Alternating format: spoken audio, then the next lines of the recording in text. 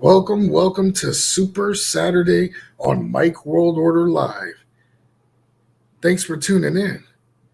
We hope you enjoy today's festivities. I know I will.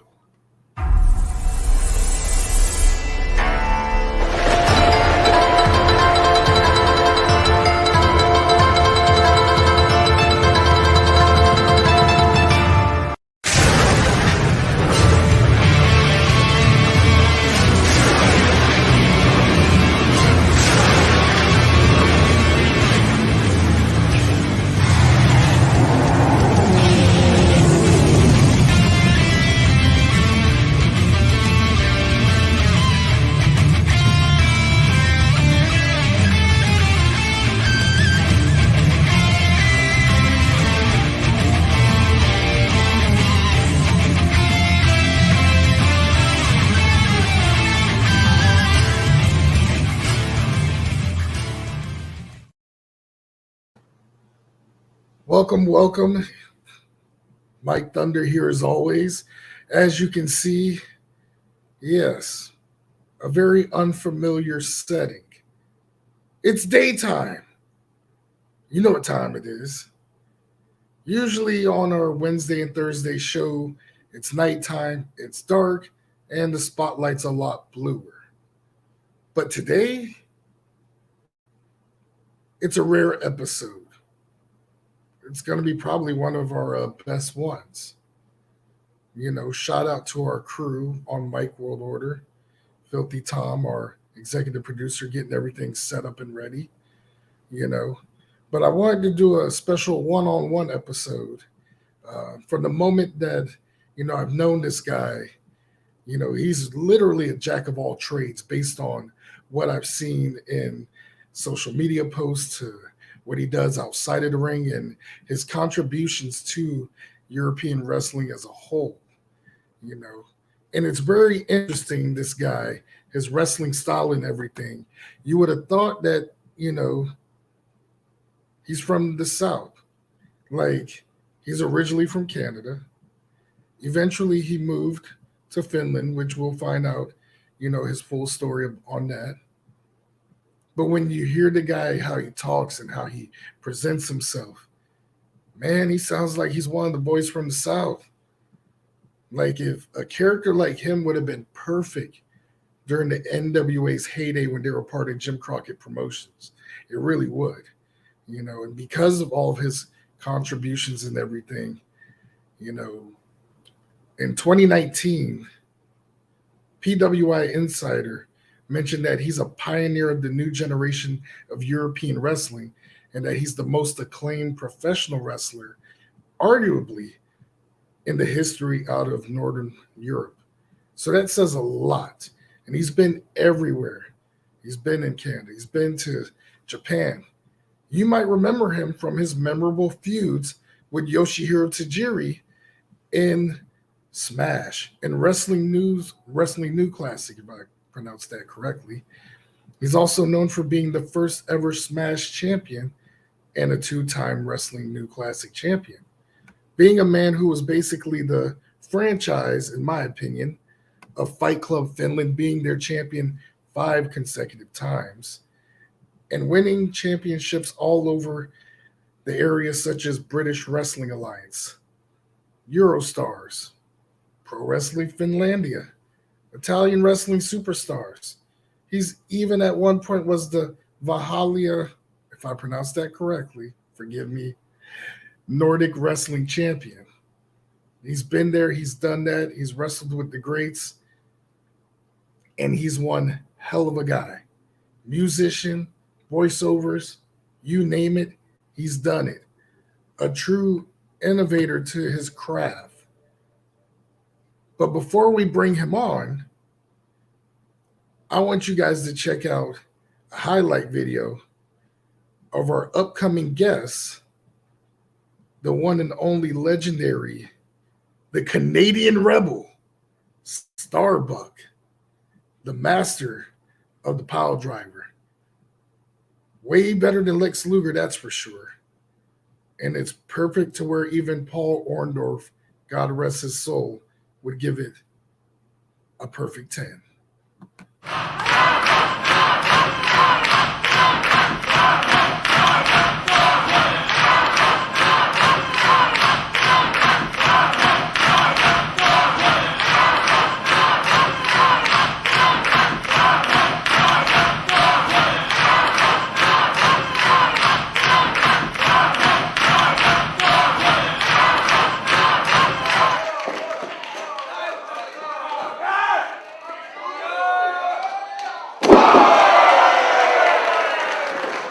Finish business with Valentine at this point.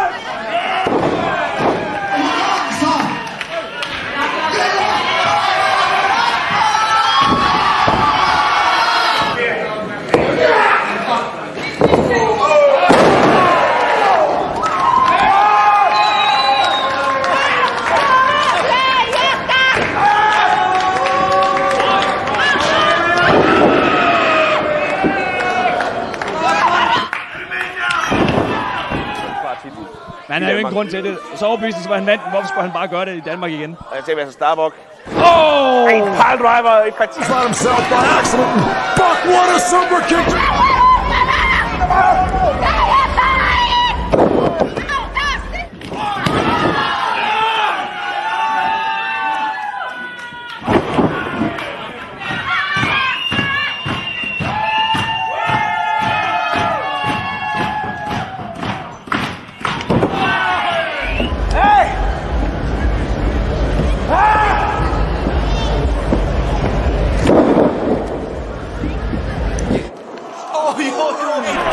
Siitä lähtee piledriver lähtee, ja se on siinä! This is prelude, usually, to the Russian leg sweep. Boom! Mun on saatava tää mies maahan ja lopullisesti ja nyt. Siitä Spike piledriver. And Buck off the ropes. High in the air, face plant.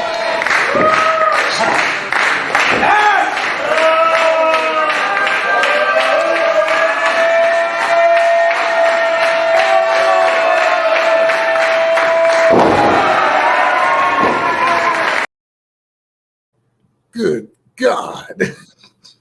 Watching all those pile drivers had my neck stiffened a bit. Welcome to the show, Starbuck. How you been, brother?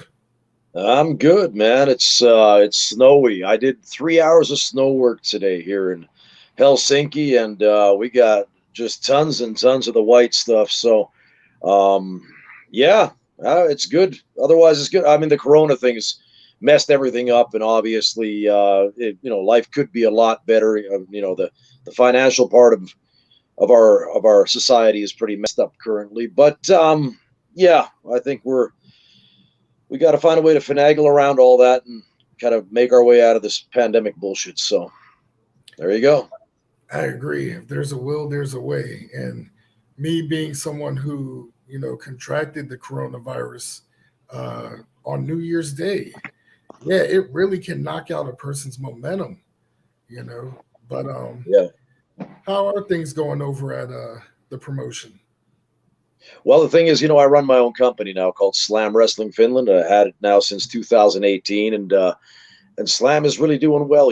I can't let you in on too many of the new developments because the thing is that we haven't publicized them yet, but I can tell you that we do have a streaming network for Slam Wrestling that's on the way. So that is going to be it's going to be really sweet because the thing is that I've actually formulated relationships with other top European professional wrestling organizations, and I will be featuring some Japanese wrestling also from the promotions where I was involved on that platform. So the thing is that it's going to be pretty widespread as far as the offering goes. It's going to be high end, and we're going to have some exclusive, unique content on that streaming service, and it'll be found at slamrest.tv. That's SLAMWRES.tv.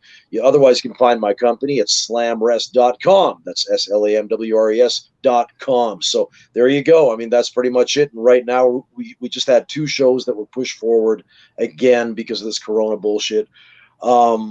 Outside of that, there's not much we can do because jurisdiction is jurisdiction.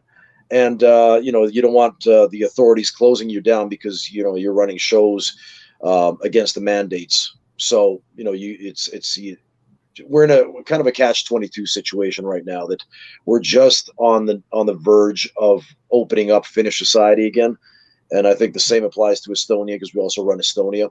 But it's going to take some time, because the government regulations across the board are not the same for establishments that serve alcohol. Now, whether that's bars or gig venues or what have you, there is a different law that applies to those places. So therefore, even if the rest of society opens up, these venues and the live performance sector of our society is not opening up at the same rate as other things currently. Wow. And that's crazy. And we're going on, year number 2 of this coronavirus bull. And, Well, compared to how it was now to when it first started, in terms of yeah. the landscaping of, wrestling in Finland, or just the European area overall. Yeah. I mean, So what's the question? The question was, like, comparing how it was when it first started, comparing to Yeah. how things are now. Like, how bad was it over in the area in terms of trying to promote a wrestling show? Well, the thing is, the media, it's such a detrimental thing. The media has become like a world power, and it really is. It's a brainwashing tool. The thing is, I've clocked out. I'll be honest with you. I don't follow the news. I don't watch television. I do not spend my time with the legacy media, because I don't believe a damn word that they're saying. I believe they're all full of shit. I know this because of the fact that if you look at the ownership of the world at large, all you have to do is go on Yahoo Finance, and you'll find out what, like, for example, if a company is a publicly traded company, if they are an LTD entity, LLC, you can go on Yahoo Finance. You can find out who are the major stockholders in these different companies. Now, whether that's Pfizer, whether that's Facebook, or anything in between, all that is public record, by the way, right? Yeah, so you have access to that. I have access to that. And when you see who's in charge, you understand the world is a business, and it's all about money. It's all about just control. That's really what it is. And that's where, like, because of the way that the media works in conjunction, they are also owned by these same major stockholders. The ones that own the Pfizers, the Modernas, and all them, the ones that own the food industry, the ones that own the arms trade, the ones they're all the same shareholders. And when you see this, once again, this is not a tinfoil hat thing. This is public record. All you have to do is just go on Yahoo Finance, you'll find out. Okay, and so therefore the media is controlled by the same people that run these organizations and that run these companies. So that's why they're all in bed with one another. And when the media gets on the bandwagon, they want to get everybody gridlocked, everybody vaccinated, this, that, the other. And that's why they shit shame all of the organizers that go out there and during the pandemic era try to do some business, especially in our country here.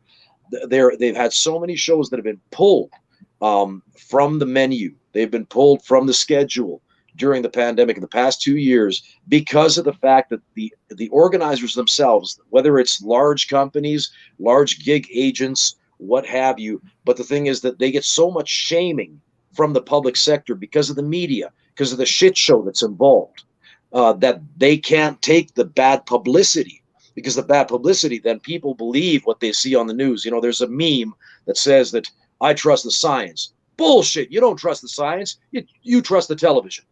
You trust what the television tells you, and you don't actually look into the shit yourself. So therefore, the majority of people, because they are programmed, that's why they call them television programs. They are programmed to believe a certain way, and they go with the public narrative, with the word of the day, whatever it is, whatever the flavor of the day is. That's what they go with because it's easier to go with the flow.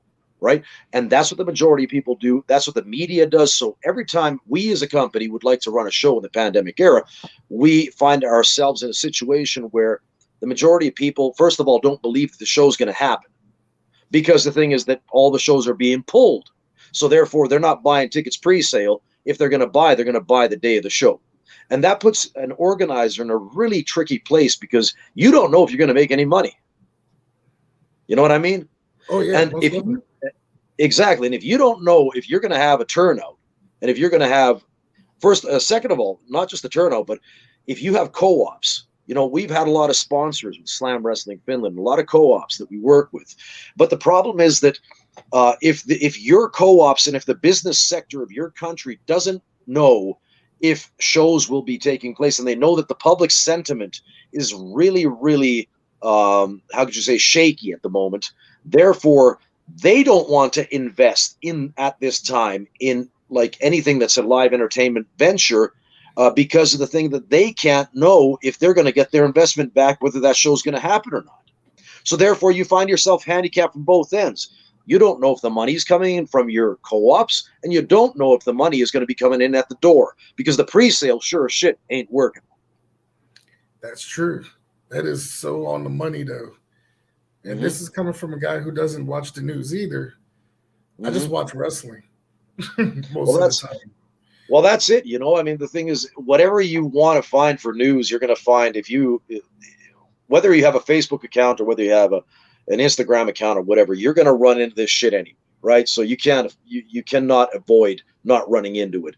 You don't need to watch the news to know what's going on in the world. Now, second of all, there's a flip side to every coin, right? So the one side of legacy media is the one side of the coin. The other side of the coin is maybe something more akin to the non-traditional medias, like let's say the Telegram groups and stuff like that, where you find out where the other half resides, so to speak. And that's where you got to do your own homework. You got to find out, like, a lot of us, we don't know what the truth is right now. All we know is the public narrative, and there's a lot of disinformation out there from both ends. Whether you're on the left or the right, it doesn't matter. But there's a lot of disinformation, and a lot of this is really trying to navigate yourself in this jungle, because in a lot of ways, we have this abundance of knowledge nowadays. But even if we have an abundance of knowledge, we don't know what part of that knowledge is actually true. You can have guys like Joe Rogan, and he's probably the most watched media personality in the world. I saw the statistics.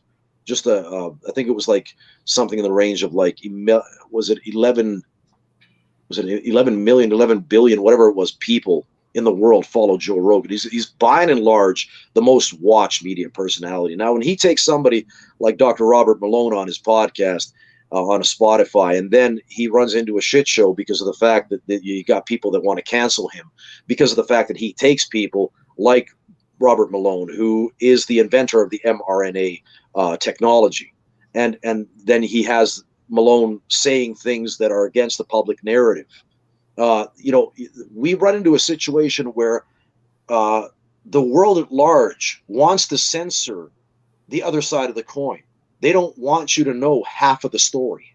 And that's a really dangerous place, whether you're in wrestling or whether you're just a regular person or whether you're in business or wherever you might be, because the thing is that you cannot get the full, how could you say, the basket of facts that you need to make an educated choice. You can't get that these days, because the thing is that we have controlling interests. It's like George Carlin, the comedian, the late comedian, said back in the day that they give you the illusion of choice. You've got to realize you don't have choice. You have owners. They own you. Your choice is really chocolate, vanilla, or strawberry. That's your pick. That's what you get. So you get to choose chocolate, vanilla, or strawberry. Everything else is an illusion. You think you have choice. You don't. You have owners, because they own the media that you watch. They own the educational systems that you go to, right? They pretty much publicize whatever they want you to believe, and like they run the fucking place.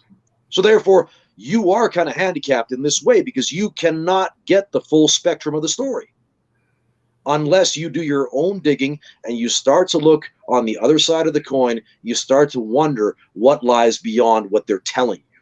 So therefore, then you have to start making your own educated decisions. So we are all in this ship together, all on the, it's a sinking ship right now, but nonetheless, we're all on this convoluted boat together, and we all need to smarten the fuck up real quick. Couldn't have said it better myself. But it's so true because I feel like everyone has used the media and everything as research and all that. And some of these people, that are so gung ho about that, I usually would ask them, I say, did you use that same effort when it came to doing research and getting your education in school? Yeah. And then, of course, they look at me like, who do you think you are? So I clearly get it. And I mean, since this pandemic, also, the heavy amounts of toxicity on social media has been like an all-time high because Hey, brother, it's not just now. I mean, social media is toxic in and of itself.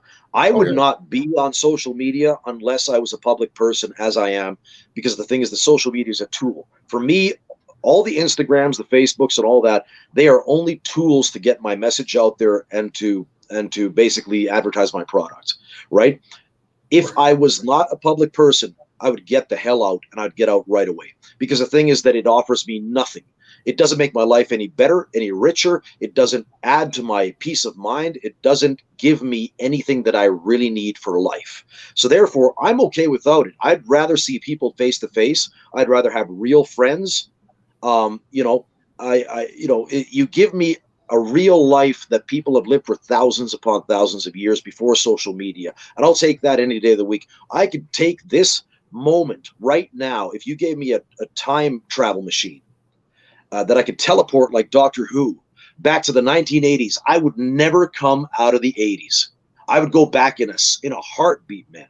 I would go, and I would never, ever, ever come to this day and age where we're at right now. Plus, you might be NWA world champion. I don't know if I'm tall enough. I don't know. I can see that happening. I'm telling you, like the whole character and everything, like being an old school, growing up and stuff. I mean, your gimmick is perfect for like Jim Crockett. I mean, I'd love to work, for Crockett and for Bill Watts, people like that. I mean, I think that like my philosophy too, when, I talked to Bill Watts about maybe 10 years ago, a few times. Right. I think a lot of my philosophy in life and my persona, I always say that I'm a throwback. I'm a dinosaur. I really do feel, and I don't want to sound like I'm on a high horse, but I really do feel like I'm one of the last of the dying breed, because first of all, I represent a classic conservative, how could you say, the ageless archetype of man, the male, right? The prototype alpha male, right? My word is my bond, right? I put the work in, right? It's like I hold you to your word. I want to see you stand the fuck up and have spine. I want to see you do, what you say you will do. That's really what like my MO is in life. That like I believe that men are the leaders of society. Period. It's just the way it is. That's like a non-negotiable. Whether it's a relationship with a woman, or whether it's like a question of family life, or whether it's a question of leadership, I believe the man is the head of the domain, the head of the house. And that's a very archaic train of thought nowadays because of all the the inclusiveness and all this, that, and the other. But I think that a lot of men today also, if you look at like, let's say, the psychological impact of our society on the mental well-being, and they talk a lot about mental health nowadays. And to be honest with you, they don't talk enough about the impact of how our society has actually had a very negative effect on men in general. And that's one reason why I'm a proponent of classic masculinity and of neo-masculinity, is because men need to stand the fuck up. They need to get strong again. They need to become leaders. They need to actually stand behind their words. They need to have a war to fight. They need to muscle up. And the only way to do that is to assume 100% responsibility for your life. And then also to lead by example. As a wrestling coach, that's one of the things that I do is that I'm not just a coach. I'm a mentor. By proxy, I become a mentor. I become, like a teacher to those who are, so to speak, under me. And it carries a lot of responsibility. You have to acknowledge that. You have to know that when you step into this sphere of influence, you become an influencer, you become an authority by proxy. So you better take care of that position, that you better like be a good steward of that position. Because the thing is, don't take it for granted. Don't shit on that like lot in life that you undertake as a leader. Because the thing is, you won't get respect until you lead by example and you serve others first and foremost through service. It's like Jesus said in the Bible, it's that he who wants to serve must, or he who wants to lead must first serve. It really is that way, So like that's really. So I'm just going on a tangent here, but I'm just saying that, like for me personally, I think that like with all the talk about the way that the world is these days, the way, the mental health issue, this, that, and the other. I really believe a lot of that, a lot of men have really been left by the wayside.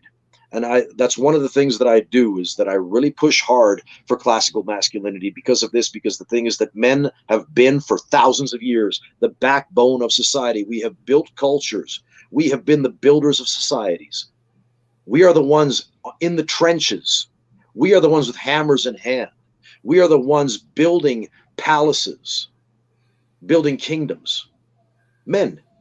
And now in the last few decades, we have been slowly stripped of these things. We've had these things taken away from us by society and by the new, how could you say, the new normal of the way that the world now kind of like reassesses, or not reassesses, but they've tried to reprogram through social engineering what is and what is not. Gosh, I should have had you on this show ages ago, Starbuck. This is exactly stuff that men need to hear on a regular basis. They do. I think. And the thing is, yeah. And let me just interject for 1 second. I said, the one thing that I really believe is that we as men, we have to challenge one another. It's like if you go to the gym, think about it this way: if you go to the gym, if you go by yourself, you will slack off. You will not push those final reps. You will not go the extra mile, because the thing is that you can let it slide, because there's nobody there that you have to like. How could you say, you don't have to man up? But as soon as you go with a buddy, somebody who's maybe on your level, or then maybe a bit ahead of you in the game of life, or maybe in the gym, right? You cannot afford to slack off, because it's your personal pride and it's your masculinity that's being taken to task. So you better do those few extra reps. You see a good-looking chick come to the gym, and all of a sudden she's got her yoga pants on, and you're at the bench and you're doing those, you're pumping out the reps. You cannot lose face because that hot chick is in the gym. Your masculinity just got called to task. So accurate. It is the way it is. This is the truth. And when men assume this and they understand this, it's a position of power. It's like an empowerment that you need to have guys undertake, because the thing is, the alcohol ain't going to get you there. The drugs ain't going to get you there. The video games ain't going to get you there. The pornography is not going to get you there. None of the escapism that is offered to you by our society and by the tech that is around us is going to get you there. The metaverse ain't going to get you there. It's only through action that you can actually achieve this. I mean, that's very true. And I like how you went there with the metaverse, because recently my Facebook page a couple of months ago got hacked into, my old page. And at first it was like very panicky, and I was hitting my buddy Tom up, and I was like, Tom, help. And, he was trying, but it was just locked out. It was like what was done was done. So I had no choice but to create a new account. But I got to admit, ever since I created a new account, and I probably have maybe 5% of what I had before, I got to tell you, it's more satisfying. It's not as, toxic. It's not as heckling. It's like I can go straight to business and pretty much promote, the Mike World Order brand without, having to worry about what this person's saying or what this person's going on about, or, you know, I just kept it to like a minimum with people because I stopped adding certain people on there, you know. Well, I'll tell you what, you know, the thing is that there's a saying in Finland here. My father once taught it to me back in the day, and it's like if I translate it directly to you, what it says in English is that the caravan rolls on, and the dogs keep barking.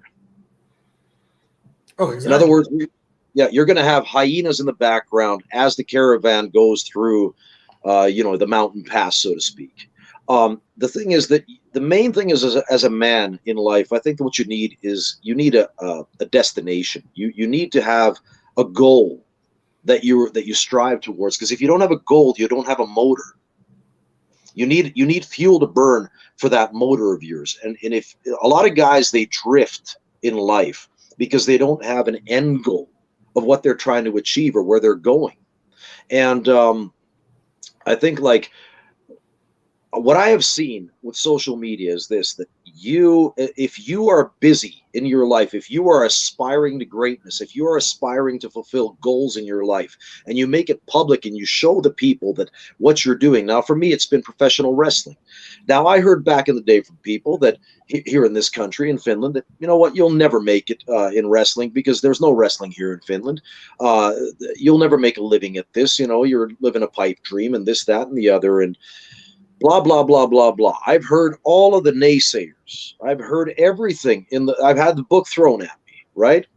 The disparaging talk, the lack of faith. Oh, ye of little faith, as Jesus would say, you know, it's the truth. And it's like Arnold Schwarzenegger's The 6 Rules for Life. It says, never listen to the naysayers. Don't listen. And the thing is that because when you're the first one to do it, guess what? Then you're the pioneer. You're the first one. Once you do it, nobody else did it before you.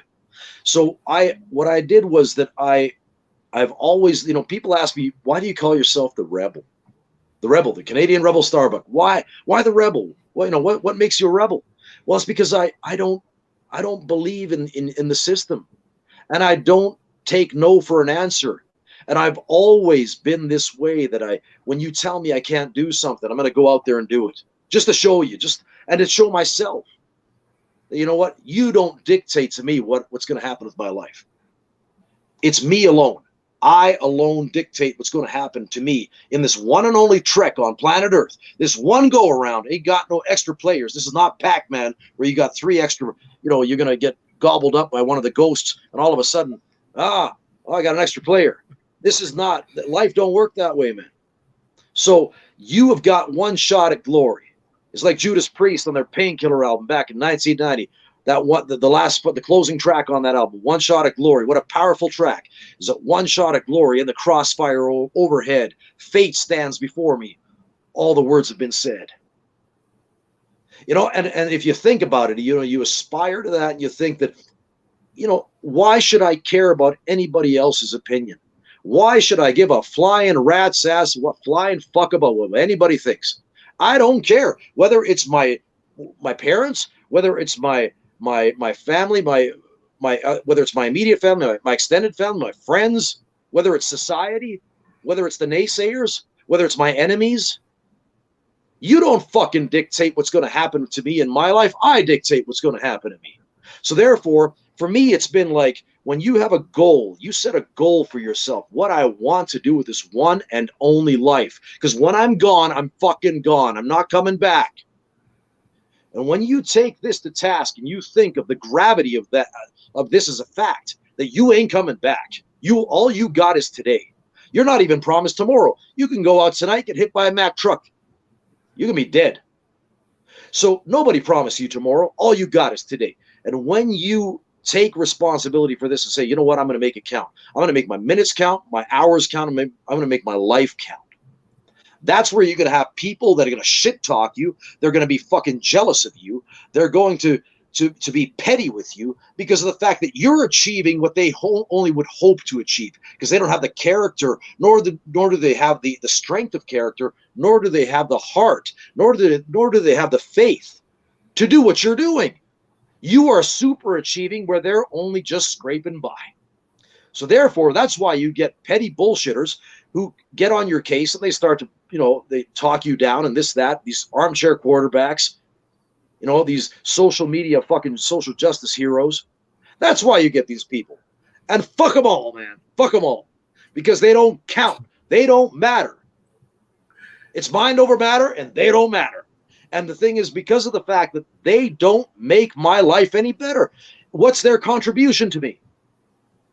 Anybody who's like shit talks me, anybody who talks me down, anybody who stands in my way, what's your contribution to me? How have you fucking, made my life any better than it was a second ago? You haven't. So therefore, you don't count. Bye-bye. That's my philosophy. This is so motivating right now. Like, oh man, I should have done this episode pre-COVID. I would have had it on repeat.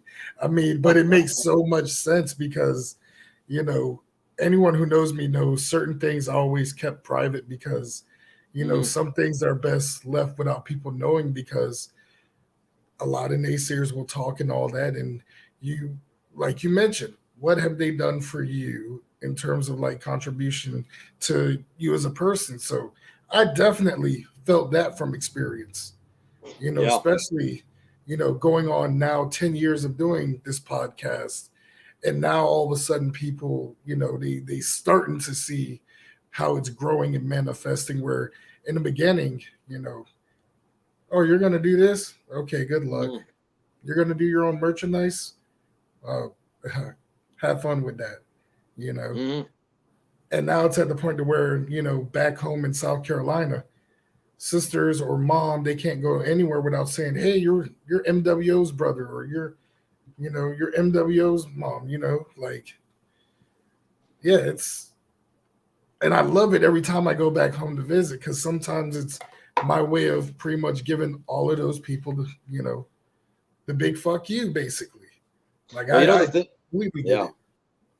Well, I'll tell you a story because the thing is that, like, I'm a big proponent of true faith. Like, I believe in Jesus Christ as Lord and Savior, so it's like I'm born again Christian and I never shy away from it. I don't give a flying fuck what anybody thinks. I don't care. I'm not religious. I'm not one of these church going types, that just totes, that goes singing around, or singing hymns and shit like that. I can't stand hymns personally. Can't stand them. Right, except for Amazing Grace. Amazing Grace, great song because it's actually, as a singer, as a vocalist, it's one of the best songs to open up your voice with. It's funny. True.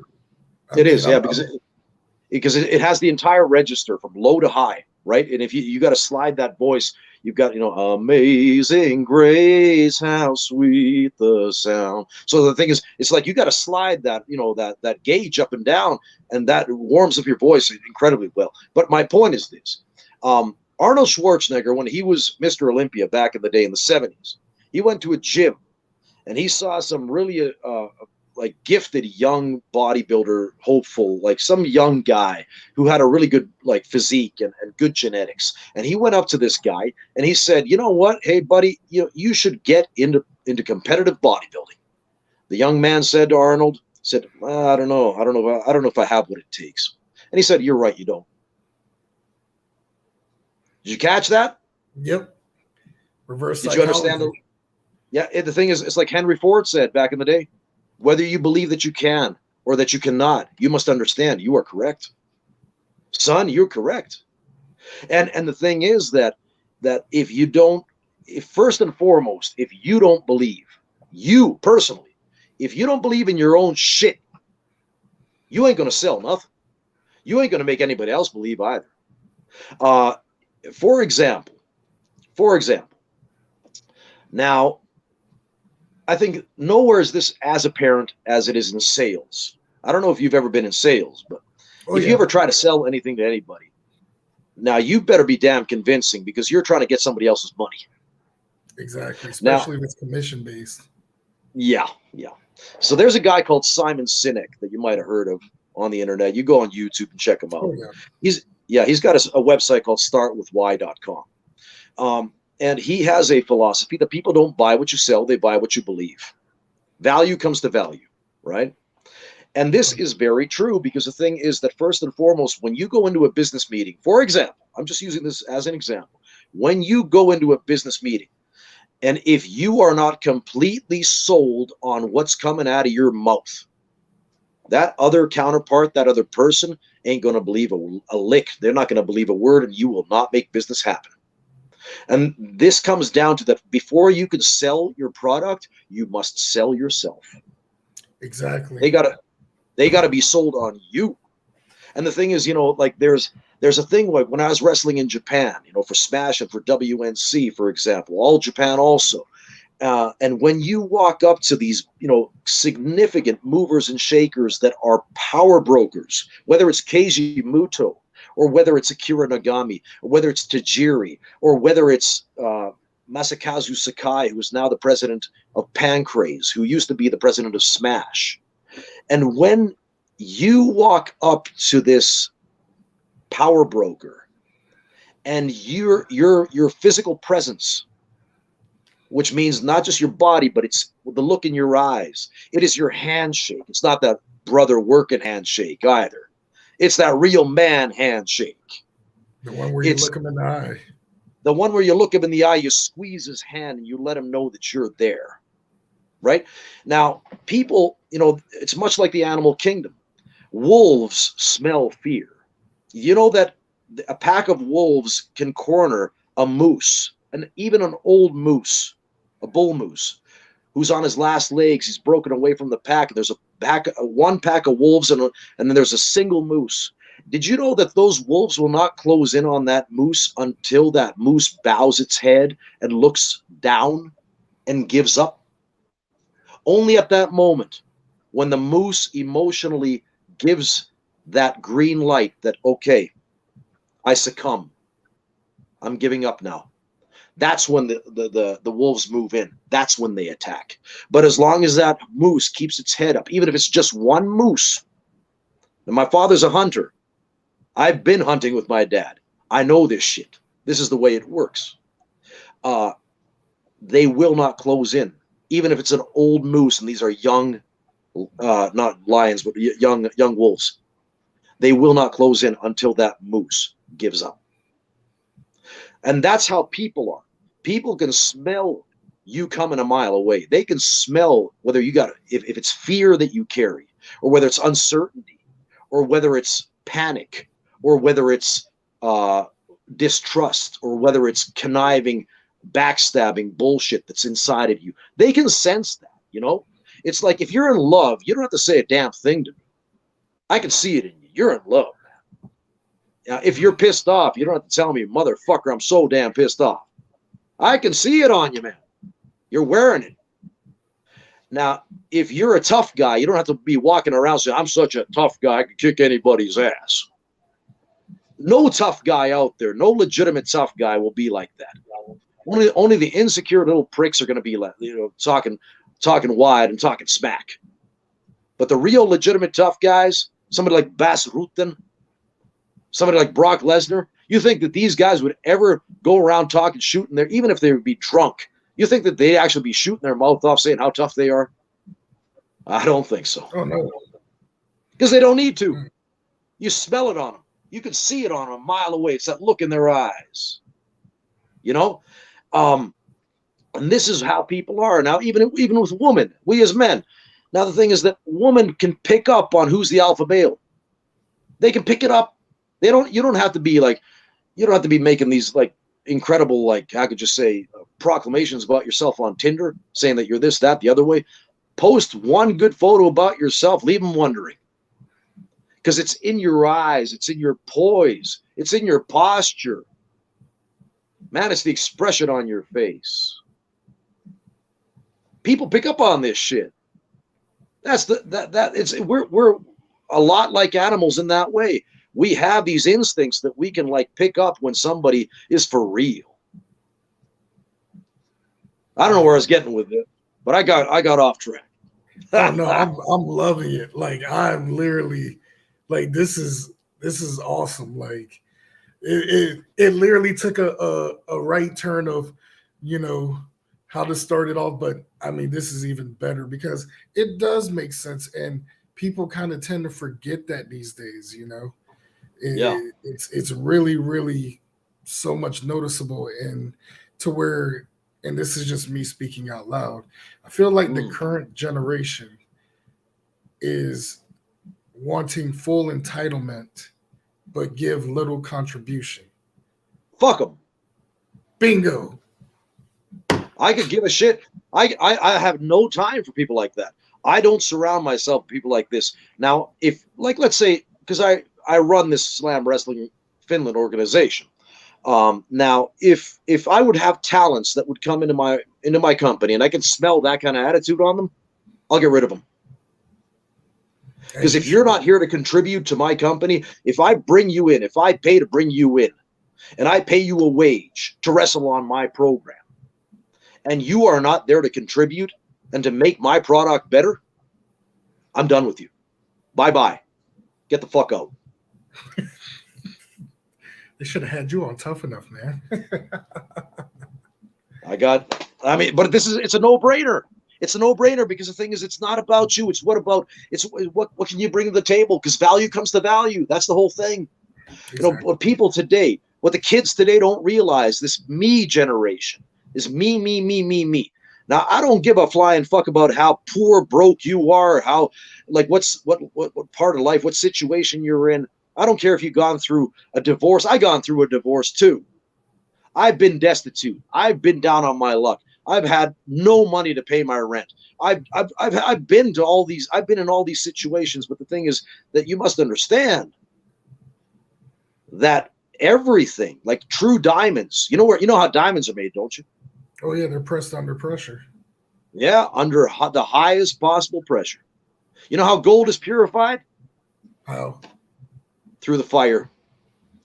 You burn all the impurities are burned away in fire, flame. Now that hurts. It burns. And the thing is that, like, most people today, they don't realize this because they've been, like, somehow deluded into thinking that they get a free pass. The entitlement attitude of that I just showed up. Oh, that I got a good body. You know, it's like these girls on Instagram. Oh, I really get a kick out of this.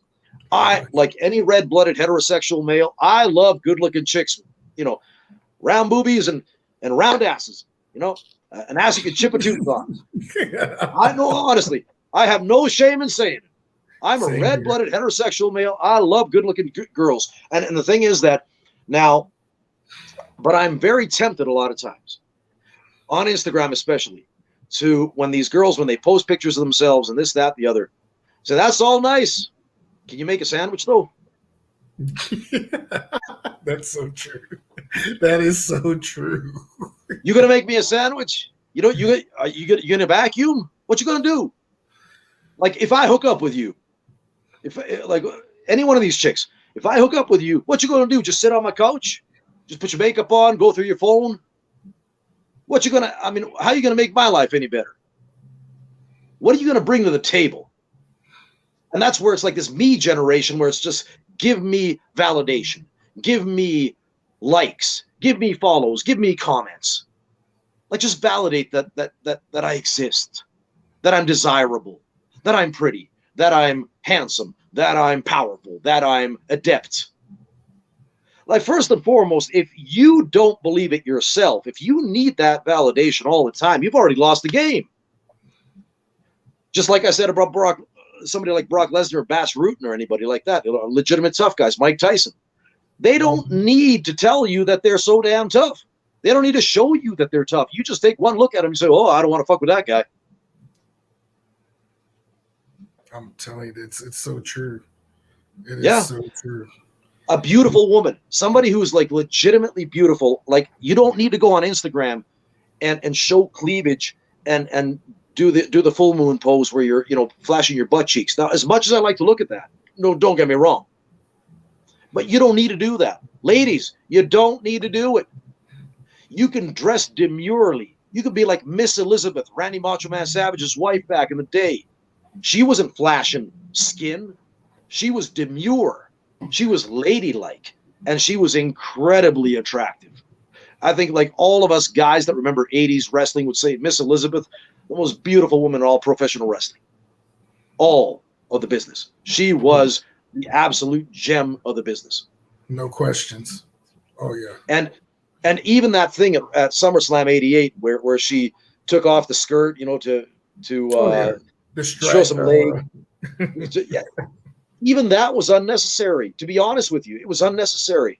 All she would have had to do was get up on that apron. She wouldn't have to take anything off. But the thing is that times are changing, and they wanted to push the envelope, so they had her do that. But the thing is that she didn't need that.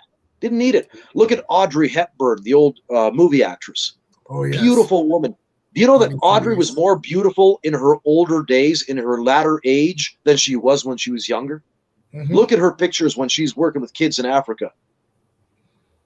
When she's working with, I forget if it was UNICEF or whatever it was, but take a look at her when she's in Africa, and I'm thinking that if my old lady would be as good looking as and now don't get me wrong, I'm not in a relationship right now, so I'm not talking about anybody specifically. I'm just saying that if my woman would be as good looking as Audrey Hepburn was when she was in her 60s and 70s, I'd be a happy camper.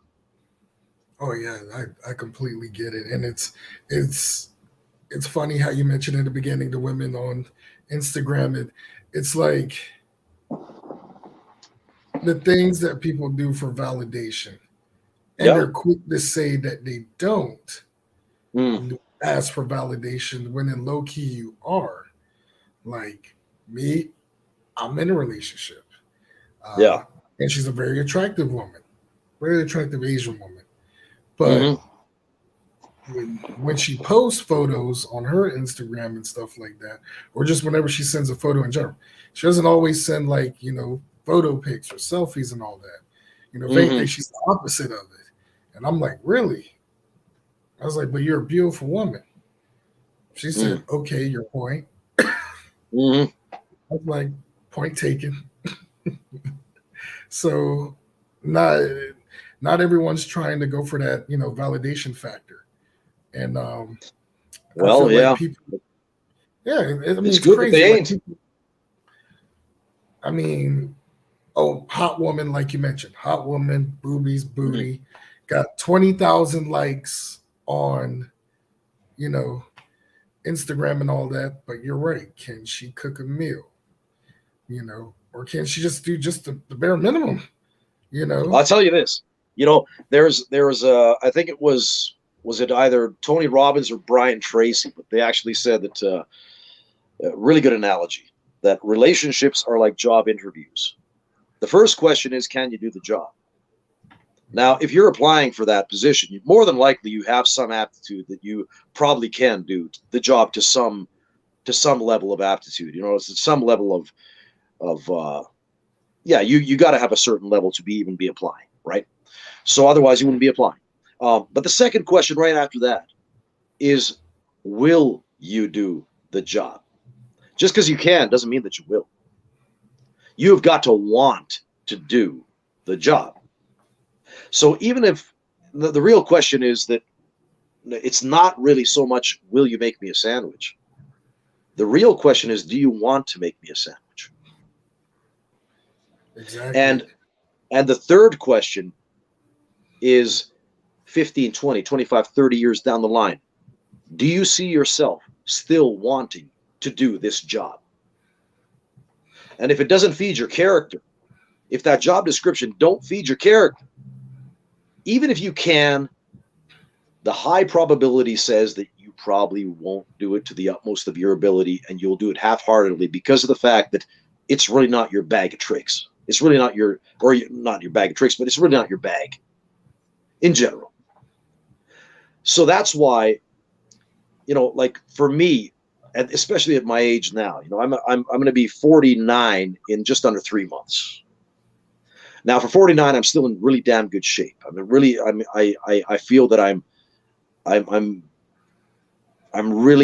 not as in great shape as I was back in the day, because none of us are, because the thing is that your T levels start dropping at some point, and that's just life, and the thing is that your body doesn't recuperate as fast, and then your body composition changes.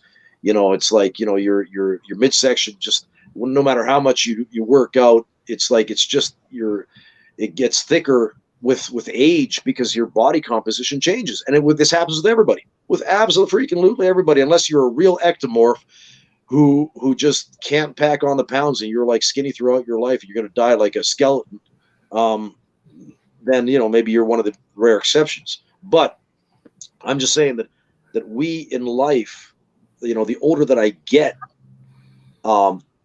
it's like the thing that really weighs in my book is value. I'm looking for value in people. When I work with people on my roster for Slam Wrestling, when I look for talents to work with, I'm looking at the strength of your character. I'm looking at if you got ears to hear, if you can take direction. Because the thing is that if you think that you're hot shit, or if you think that you cannot be told what to do by a booker, by a promoter, by somebody who's been in the business for almost 30 fucking years, if you think that you're beyond that you know better, or if you disregard or discount my abilities and what I've done for this business and where I've been, what I've done, and you have no ears to hear, I don't want to work with you. I really don't want to work with you. But if you're open to hearing what I have to say and taking direction, if you're coachable, then yeah, I'll work with you. And those are the kinds of people I'm looking for. And this applies not just to my business, this applies to my life. I'm not looking to be in conflict with people. Now, life is competitive anyway. So the thing is that life is hard enough as it is. If you come home, and if you don't have peace in your home, if your woman and your family that you come home to as a man isn't recharging your batteries, if it's not a place of love, if it's not a place of fulfillment, if it's not a place of nurturing, if it's not a place where you can honestly, come like a wounded warrior off the battlefield into a safe haven and then just recharge for a bit before you go back out into battle, then my question to you is then what the fuck are you doing? And that's why for me, I look for value, especially at this age of my life, at this stage of my life. I look for the true value in people. Because the thing is that, they say that you become the mean average of the 5 people about that you spend the most time with in your life. You become the median average of those people. If you want to be a winner, you got to surround yourself with winners. You got to. You have no choice. If you want it to wear off on you, if you think about hyper athletes, if you think of Olympic athletes, if you think of people like even in the UFC, guys like, or let's say whether it's Conor McGregor or whether it's Ronda Rousey, who do you think they hang out with? Who do you think that they spend the majority of their time with? With people who have got nothing going on in their lives? You think they spend their days, their hours, their minutes? Do you think they allocate their time to people who are just psychic vampires who just suck the life out of them? Do you really, would anybody out there believe that? So my question is this, that like, if you want to hyperachieve in your life, if you want to have fulfilling relationships, if you want to have a good quality of life, you have got to find a social circle and people that aspire to greatness and people who have substance to them. Now, whether that's your woman or whether that's your job or whether that's your friends, your social circle, that is what you have to aspire to. Because time is ticking, motherfucker. Tick-tock. Gosh. Starbuck, why don't you do like motivational like speeches and stuff like that? Like this is so I do. But the thing is that but the majority of companies out there, let me just say this to you, Mike. The majority of companies out there don't want to order a guy to talk this kind of clarity to their staff. And the reason for that is because that if you think about it from a company standpoint, like what I'm telling you now, this is personal. This is like stuff, this is like for individual excellence in life, not for cooperative. How could you say, like, it's not, when you work for a different company, let's say you work for an employer, you are fulfilling the employer's vision. You are part of the machinery and one of the spokes in the wheel, which is building somebody else's empire. You are not there building your own empire. That is not your dream. That's somebody else's dream. So therefore, they don't want dissenting views or something that challenges that person, that employee, to think beyond and ask themselves that what is it that I want for my life? They don't want that guy coming or that woman coming in there asking these kinds of questions, because that bucks the system. Because the answer might be that, well, shit, I don't want to be doing this. I want to be doing something else. I want to be building my own empire. I don't want to be building somebody else's empire. I want to do my own thing. That's why a lot of companies won't hire a guy like me to talk like I'm talking to you now. Right. Maybe a motivational speech, maybe my own story. That's different. Maybe I can go talk about just classic masculinity as I've done at, let's say, men's fairs, men's expos here in Finland. I can do that, yeah. I can even go up, I can even hold a sermon, go to a church, hold a sermon. I can do that. Piece of cake, not a problem. But if you're thinking about the mass majority of how the world works, have you seen the movie Network from 1976? I've heard of it, but I've never seen it.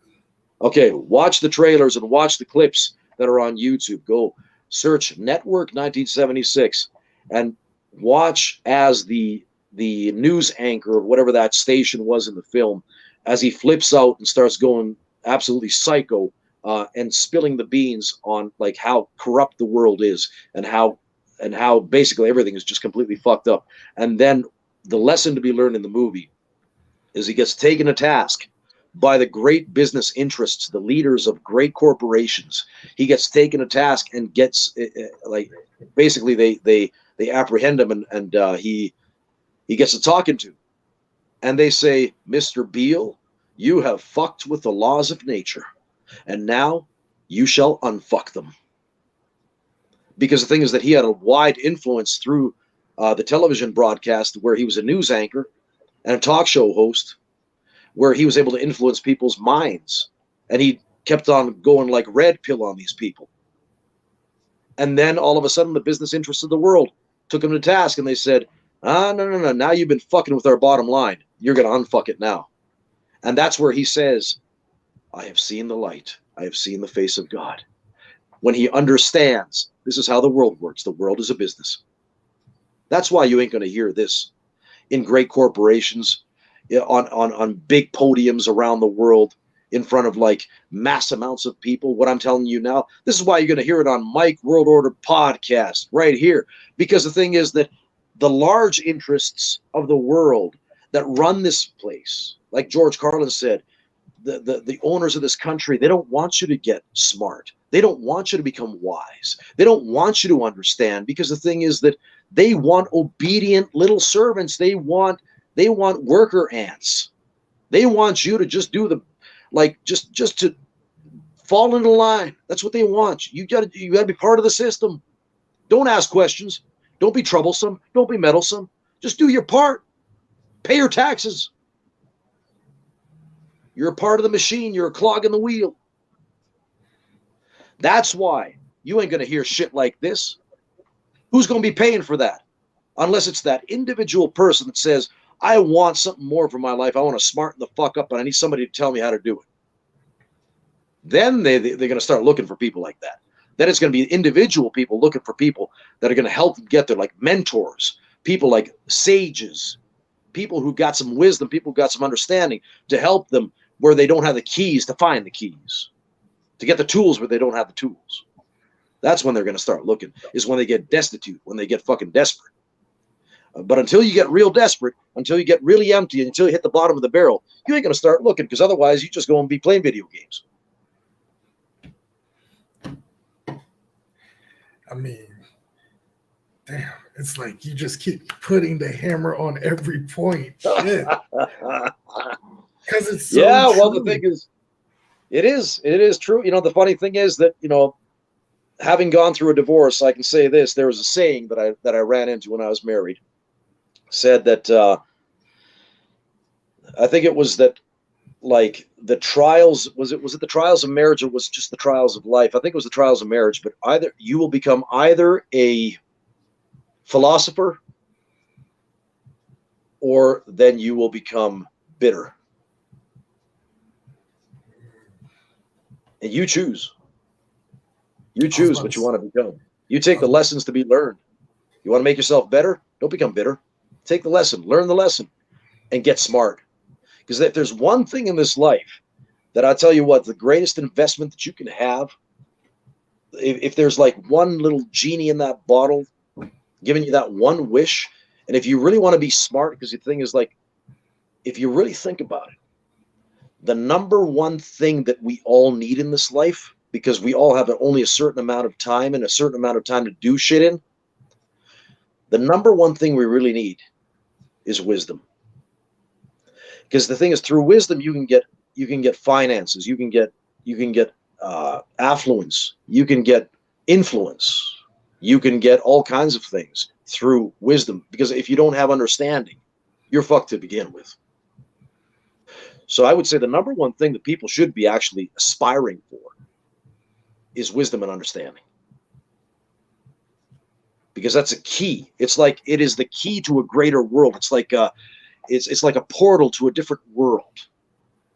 And until you get smart, you a dumb motherfucker.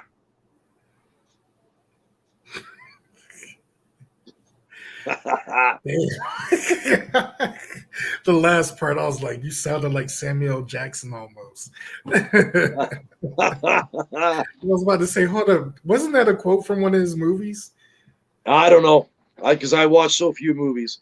You know, I got a few movies on my on my DVD shelf. I got a TV in the house, but I tell you what, I don't watch TV. There's not a single channel that you can see through my TV. It's just a blank screen. But I do have videos, so I got wrestling videos, and then I got some movies and some educational stuff. But you know, I'm very selective with what I watch and what I give my time to. Like, I'm one of these guys where, for me to sit through a Star Wars movie nowadays that lasts 2.5 hours, it's a fucking chore. It is like, for 2.5 hours to sit on my ass. First of all, I'm squirming in my seat. I'm changing my position. I'm crossing my legs. I'm switching over. You know, and the thing is, like, I could not binge watch Netflix. Could never do it. I don't even watch Netflix. I don't watch HBO. I don't watch none of that. But I'm just saying that I could never do it. It's like that one show, that one episode of Simpsons, maybe two. I'm good. I'm go out and do something. I'd rather do something with my life than just sit there and just let watch it pass me by. Right. I mean, I get it. Me, I'd say 75% of what I watch, it's wrestling. Because I always say, whether it's whatever happens in life, there's always pro wrestling for comfort. And I've been watching everywhere, like, not just, and I have to tell people, I'm not a WWE fan. I'm not this promotions fan. I'm a pro wrestling fan. I'll watch stuff from the UK. I'll watch stuff from Japan, Mexico, and especially your area.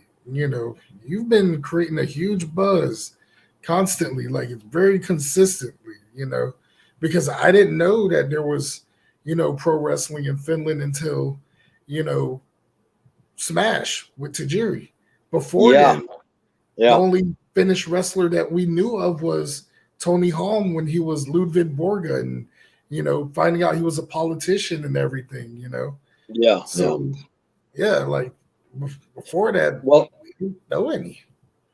Well, the thing is that, you know, I think that a lot of people, I wouldn't say a lot, but I get some, obviously, like any public person, you know, I get some of the disparaging hate mail every once in a while and things like that, and, you know, these petty little assholes who, like, basically have nothing better to do with their lives than basically just find things to hate. But you know, when I say that I am not just the pioneer of Finnish professional wrestling, but I'm the most successful pro wrestler out of the Nordics of Europe in history, that's a debatable point if you only take two names into consideration outside of myself, and those would be George Hackenschmidt, the first world champion in pro wrestling history back in 1905, who was from Estonia, or, unless you take Ludwig Borga, so Tony Halme, into consideration. Now, let's take Tony Halme as a talking point now. Tony Halme's career was between 1990 and 1997. It was 7 years long. Then Tony Halme, he quit. He moved on to boxing for a bit, and then he went into politics. Okay? Tony Halme's career was 7 years long, and he never trained anybody. He was not considered to be, and I'm not putting the guy down, but I'm just being very honest, he was not considered to be a great wrestler by anybody's like measuring stick. he in Japan they try to cover up like the fact that he wasn't like technically on the level of the guys like, let's say, even the Vaders, the Bigelows, to speak nothing of the Pegasus Kids and people like that, the Eddie Guerreros, the Black Tigers and people like that. But they put the boxing gloves on him, so he was like a hybrid fighter, in the image projection when he debuted for New Japan. That's how they try to compensate for the lack of the wrestling part of the equation with him. And I know I used to know Tony when he was still alive, so I'm not talking shit about him. This is just it's the truth. He was not a great wrestler. He was okay, but he wasn't great. He was okay. He was okay. And in his WWE run, he was there for under a year, and he pretty much flopped in WWE. He just didn't connect. He just didn't, as a persona, he just didn't connect. If you think of charisma, for the Finnish people, Tony Halme's charisma is off the charts. Everybody here, he's a legend here. But the thing is, if you think of Dwayne "The Rock" Johnson's charisma, you cannot compare Tony Halme's charisma to Dwayne Johnson's. They're two different things. Oh, yeah. Right? And that's where, if you take into consideration that Tony's career was 7 years, and that he was, okay, so he was in WWE, and he was in New Japan. He was in CWA for Auto Wands in Austria and also in Germany. And that was, more or less the scope of his career right there. He also had a CD too, a rap album. Yeah, he had a rap. That's right. Yeah. But if you think of like his contributions of what he's left behind, what he did in the business compared to what I've done, they're two absolutely different things. Also, it's like I've trained talent now since 2003 in 8 different countries, on 2 different continents. I have been a champion all around the world, a main event player for the majority of my career, regardless of country. I've been at the top of the card. And in addition to that, it's like, just as you mentioned at the beginning of this podcast, it's like the pioneer of the new wave of European professional wrestling. It's like even Tajiri in Japan, and the Japanese, they profiled me as the god of Northern European wrestling, because it was like I brought something that they hadn't seen for a long time. One of the greatest things that I ever received as a compliment in Japan was when Akira Nogami, who became my tag team partner, former IWGP Junior Heavyweight Champion back in 1991, he took it off of Jushin Liger, but he was my tag partner come 2012. But I wrestled against Nogami to begin with, so I had one of the best matches of my career in September of 2010 in Shinjuku Face Arena in Tokyo against Nogami. And I came back behind the curtain after the match, and he bowed to me and he said, "You are still God." It's one of the most humbling things in my life. And the thing is that Tajiri said to me after that match, he said, "That match was awesome." He said that you did nothing dangerous. There were no like crazy high spots, no this, that, the other, like how wrestling had become in Japan at that point, the New Japan style. That you did nothing like that. But that was a wickedly awesome match. And he said that that we have to do even a better match at Smash 10 on the 22nd of November at JCB Hall in Tokyo. As good as this match was, we have to do a better match. And he let me be the general for that match at JCB Hall. The guy that put it together, which means, like, do you understand, like, the amount of respect that these guys showed to me in trusting me as a ring general to put this stuff together. And that's where it's like, when I look back on like, I looked at like what in the 5 months in 2010 that I debuted on the 24th of July in Shinjuku Face at Smash. I think it was Smash 4, Smash 5. No, if it was Smash 5, Smash 6, I think it was. It was a double header, so there's an afternoon show and an evening show. I wrestled Hajime Ohara, who became my tag team partner later on. And on the first show, on the afternoon show, where I beat him, and pretty soundly, more or less like a glorified squash.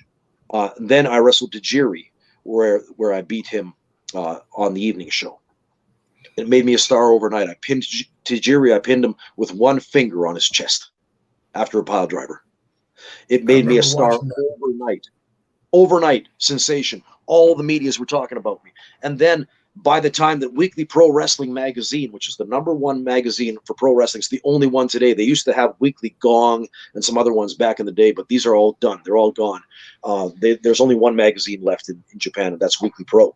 But at the end of the year, in 2010, come January 2011, they had the year-end poll for all of the organizations in Japan covering Match of the Year, whether it was New Japan Match of the Year, All Japan Match of the Year, Noah Match of the Year, Smash Match of the Year, blah, blah, blah. Then MVP of the Year, Wrestler of the Year for all these organizations. Then they had one category, which was the foreign wrestler, the Gaijin, the most popular Gaijin of the year. I had been there for only 5 months, and they voted me in the top 5 Gaijin in all of the country of Japan. Guys like Kenny Omega in the list, I'm on the list in the top 5. And I'm blown away. I'm absolutely dumbfounded. And I asked one of my friends, who's now one of the doctors for New Japan Pro Wrestling, Dr. Terasaki, who was a really good friend of mine. I asked some of the production people that ran their TV over there. I asked some journalists that I got to know. I said, why do the Japanese love me? Why is it that Starbuck is so popular in Japan? And they all thought for a second, and they all said the exact same thing without talking to each other. They said charisma. Mm-hmm. And then I thought to myself, I asked right after that, I said, what's the most important thing that a Gaijin must have? If you think of all the popular Gaijins that have been in your country, if you think of the Abdullah the Butchers, if you think about Hulk Hogan, you think about Dusty Rhodes, you think about Stan Hansen, Bruiser Brody, all the top Gaijins that have ever come into Japan and become megastars. What is the one unifying factor? What is the most important thing that a Gaijin must have? They all said the same thing: charisma. And that's where, like, for me, the key, like, that I understood, the key to my career was understanding, like, once again, you seek wisdom, you seek understanding, because the thing is, then you can utilize that as a tool to formulate your life, to formulate your piece of business. That's why I ask these questions. I want to know, I want to understand. And then I asked Dr. Terasaki, so explain to me, please, like, how do the Japanese, like, if it's the charisma, but, like, I still don't understand. Okay, maybe I have charisma, but, like, why me? There's other people in the business, other Gaijins who wrestle in Japan who got charisma too. Why me? And he said that it's like you are up there. It's like you're on a pedestal, and people are reaching up and they're trying to touch you, but they can't reach you. That's what it feels like. And I thought, wow, I'm not trying to do this. It's just happening. It's not Second me. nature. Yeah, it's like second nature. It's like, it's something that's just, it's just what I do. It's just me doing what I do. Me being real, me being who I am. Me being respectful, me being, like, to the Japanese people, that when I speak to them like, when I speak, I would speak the broken English. I wouldn't speak like I'm speaking to you now. To Right. all my colleagues in Japan, I'd speak the broken English just as they would speak to me. I would speak to them. Even Tajiri said to me when he came the first time to Finland, 2010 in February, and he wrestled me for the first time. And he said before he came here, said he wants to have a translator present, because he wasn't he didn't think that he would that there'd be enough understanding between us. And then he understood as soon as he got to know me a bit, like on that trip to Finland. He said, how is it possible that I understand you perfectly? It's because I spoke broken English to him. Mm-hmm. Exactly as the Japanese would speak to me, I spoke to him. And I did the same thing in Japan with everybody. And always, in Japan, they don't look you in the eyes. A lot of times there's a thing in their culture where it's like, I don't know if it's impolite or if it's like, but a lot of times they don't like to look you in the eyes directly. But I never knew that back in the day, right? So when I would shake their hand, for example, or I would speak to them, I would look them directly in the eyes. I would not look away. And I think a lot of them, it was like almost maybe uncomfortable, or maybe somehow it was a bit intimidating until I got to know how it was, how their culture was. But the thing is that I think that it was weird because one day, and I've always been a man of my word, and I've always tried to like lead by example. So one day we're on tour between Osaka and between Tokyo, and we're at a bus stop. I think we're coming from Nagoya, and I think we had just wrestled the night before in was it either Osaka? I think we did Tokyo, Osaka, Nagoya, then from Nagoya all the way back to Osaka. But anyway, the point is we're somewhere around Osaka, and we stop at a bus stop. Tajiri pulls me aside. He says, "Starbuck, come here for a second."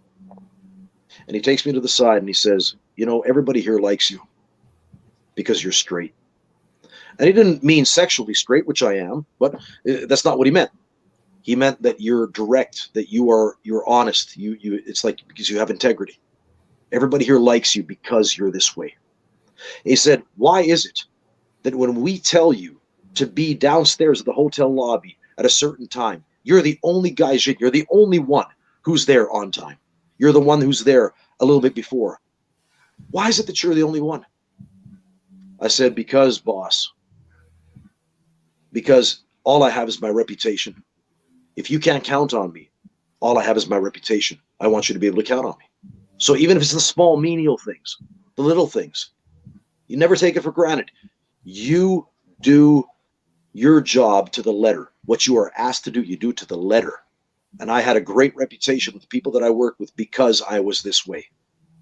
And because when I shook your hand, you felt that there was honestly, that there was a warm integrity to my handshake. Not only did I shake your hand, I patted you on the shoulder as I did so with my other hand, which acknowledged you. Like Roman Reigns says, acknowledge me. Well, I acknowledged every single person in Japan that I would come up to and shake their hand. And as I shook their hand and patted them up with my other hand on their shoulder, I would bow down. I would nod my head to them because that in their culture, that is the show of respect. And these are the small things where like these accumulate. These would become like things which would like work in my favor. And it's not because I'm trying like conniving and trying to be this way because it's like I'm calculating every move that I make. No, it's because I am that way. Because I'd like to be treated with the same respect. That's why I treat people like that. So that's why I had a good reputation. That's why they made me in Tajiri's companies. I was the foreign liaison between the external talents from Europe, even some of the talents from America. I was the hookup guy between the West and the East. I was a power broker. Really? Yes, a lot of people don't know this. I was the power broker. I was the most important gaijin entity to Tajiri's business for 4 years. Wow. And that would not have been possible if it wasn't for the fact that I had integrity and strength of character. The way that I handled my business, my personal business, the way that I am as a person, that when you speak to me, you feel that I'm a no bullshit guy. When you sit down with me, you feel that I'm not playing any games. There's no politics. There's no backstabbing. I worked people into Smash and into WNC who could have taken my spot. I recommended people who could have taken my spot. But I had the confidence in myself that I was doing business the right way and that the strength of my character, that I was irreplaceable. I knew that if I made myself valuable, they would not get rid of me, even if there were people that were better than me that would come into the company. And this was true for the time that those companies were around.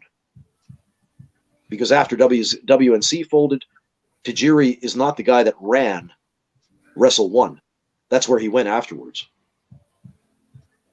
There were other people that ran Wrestle One. He was not a power broker there until he got the book later on. But the thing is that initially when he went there, he was just another one of the wrestlers. But I'm just saying that like this is the way the business works. This is the way the world works. You got to have people that'll vouch for you, people that'll go up to bat for you.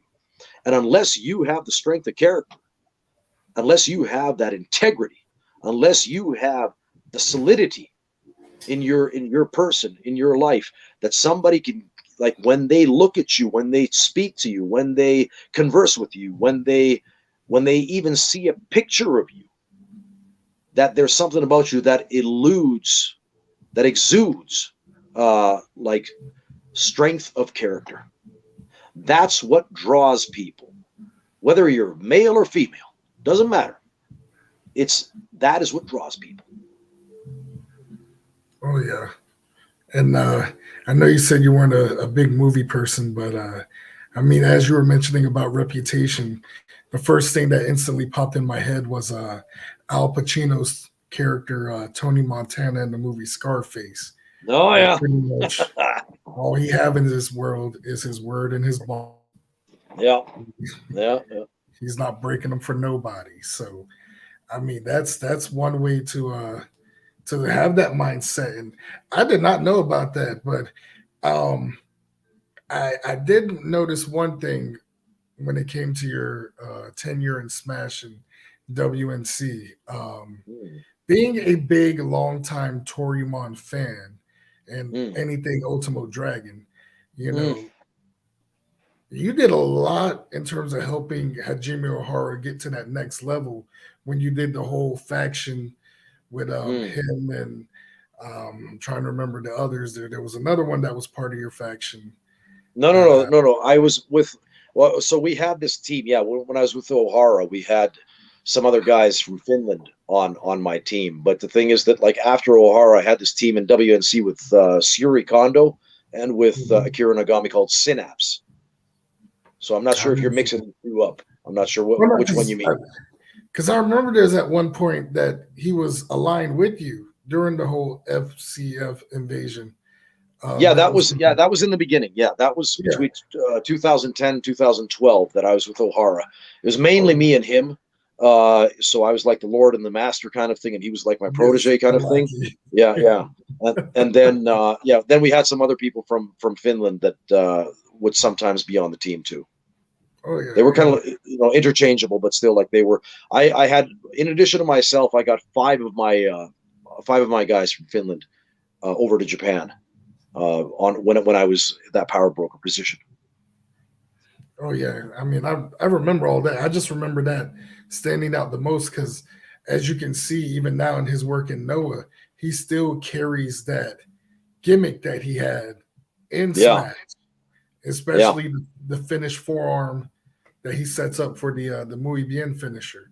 So oh yeah, every time I see him on Noah, the first thing that pops up was his Smash run, because I felt like when watching him in Mexico in Toryumon, I felt like he was lost in the shuffle, because at that time Hiroki Goto was in Mexico with him, and they had like the faction where they were all dressed up like, samurais.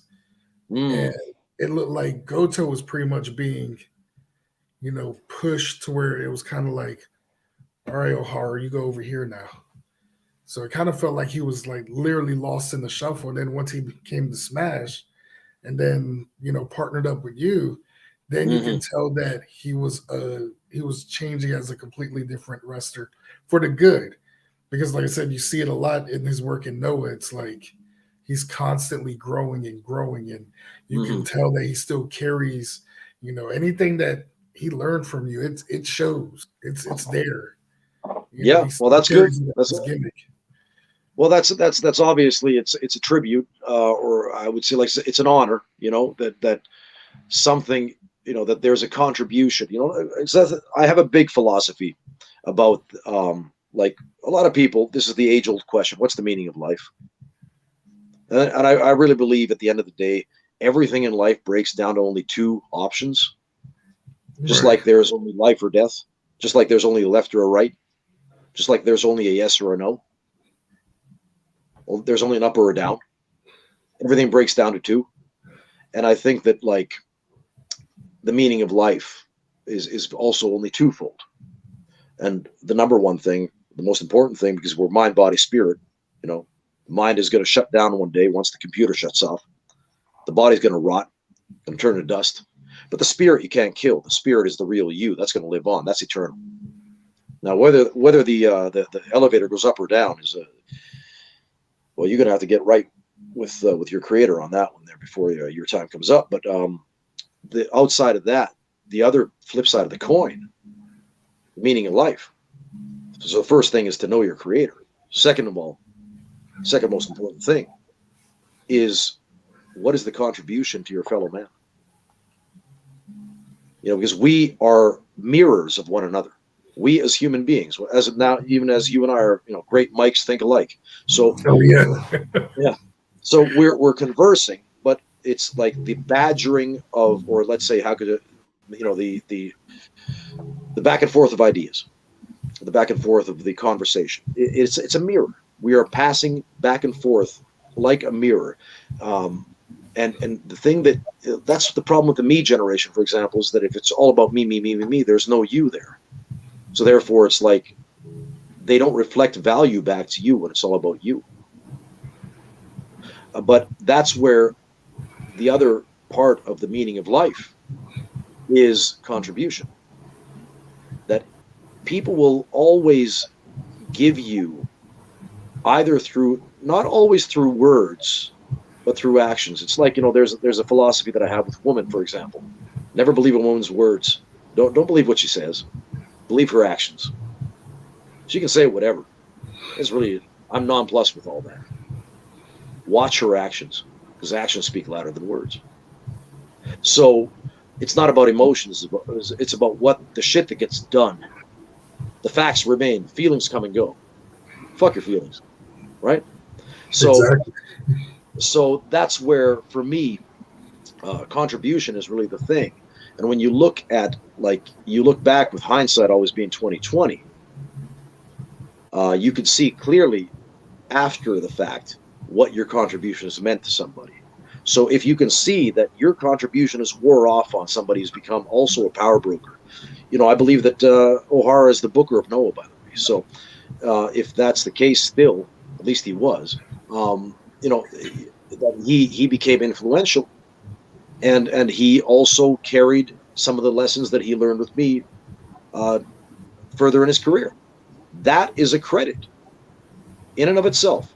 So I'm glad to have been a part of his story, that there was something valuable, there was a takeaway from what he adopted from his time with me. God bless him. That's the meaning of life. That's the meaning of life. Look at the people. It's like, there's a saying in the wrestling business that everybody gets, or not everybody, but all the main big players in our business have been made, quote unquote, quotation marks, made by somebody else. Now, I was just watching AEW and the last match with MJF against CM Punk, right? The first match. But it was like maybe about 40 minutes long, whatever it was. And I was saying to my co-host, because I run this podcast called Shooting the Shiz with a guy called Dylan Broda, and it's the top pro wrestling podcast out of the Nordics of Europe every week here. We're on podbean.com for those who are interested. But anyway, we were talking about this AEW match between MJF and CM Punk. And I said that, I'm good friends with Chris Jericho, and with all due respect, I don't feel like MJF has been, quote unquote, made yet by any one of the programs or the matches individually that he has had in AEW until now. CM Punk, if you know what you're looking at, if you understand the wrestling business, if you're a part of the business, you understand what really, what's happening, and what you're looking at. CM Punk now finally, quote unquote, made MJF. And this is something. Well, no, you don't think so? Okay. I don't think so. No. I personally think that he would, in that, when I watched that match, I think that that's where he was made. But this same thing with making somebody, back in the day, other wrestlers, whether it's Dusty Rhodes was made by somebody else, right? So was it Pac Song, Dusty Rhodes? That not Jerry Graham, but Eddie Graham's booking is the thing that made Dusty Rhodes the American Dream. So, but it took the Pac Song angle in Florida to make Dusty Rhodes the American Dream, to push him over the edge, to make him more than just Dusty Rhodes. He became the American Dream, right? But anyway, my point is this: It's the contribution of somebody. You can only succeed through other people. And you need someone to be a gatekeeper to open the door for you, to open the gate for you. And the thing is that it's what you retain in life from the people that have impacted you. That is the contribution, which is the valuable part of the meaning of life.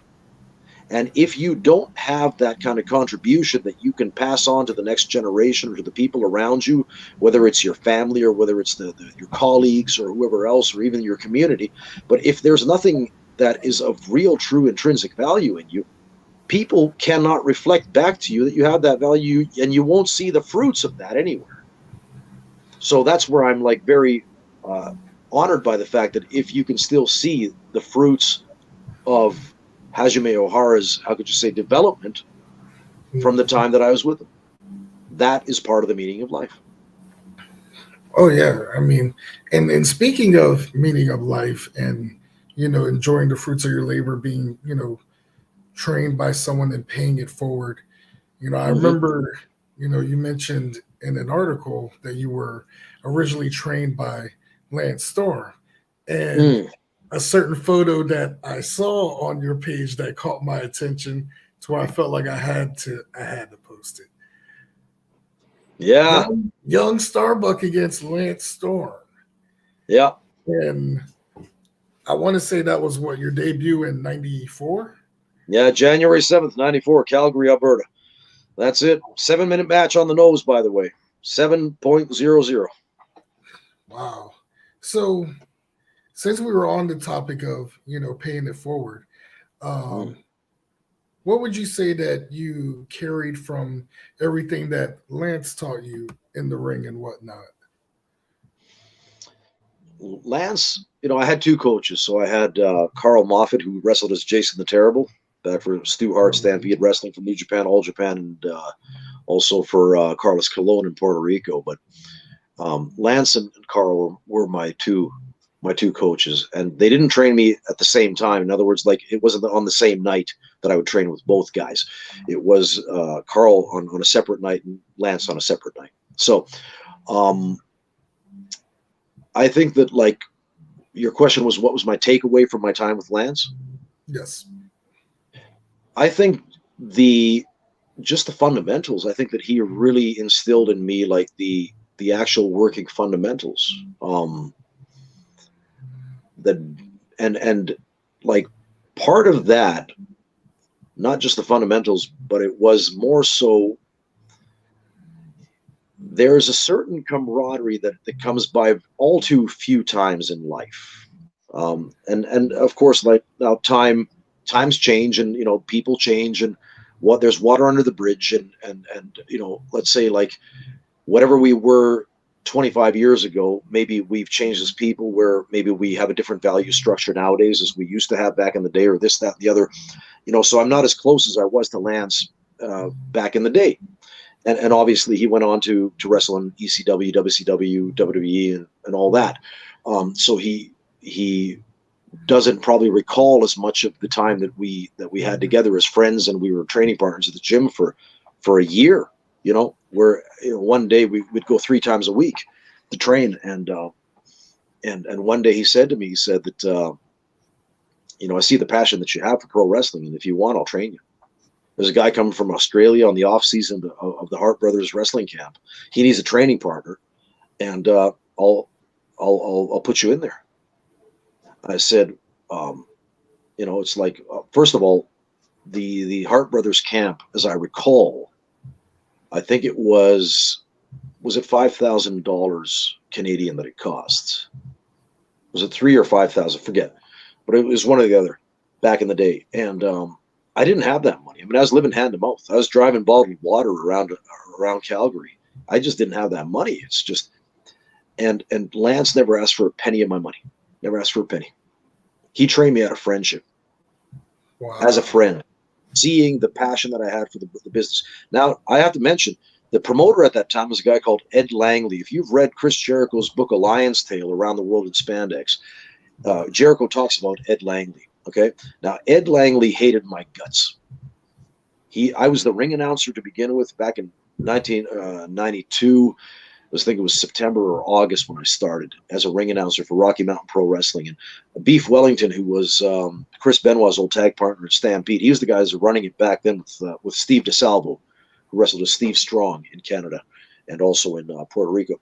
But so Beef was the Biff Wellington or Beef Wellington. He was the top guy running it. But then he basically transitioned power over to Ed Langley after he was like pretty much, for whatever reason, he just dropped out of it. And Ed hated my guts. Okay. I quit in 1993. I quit doing the ring announcing because that Ed just gave me so much grief. He was such a prick to me. He was such a prick to me. Yeah. And then I was out for a bit, and then Carl Moffat took the book. And because Carl was one of my trainers also, Carl said, come back. I'll get you in there.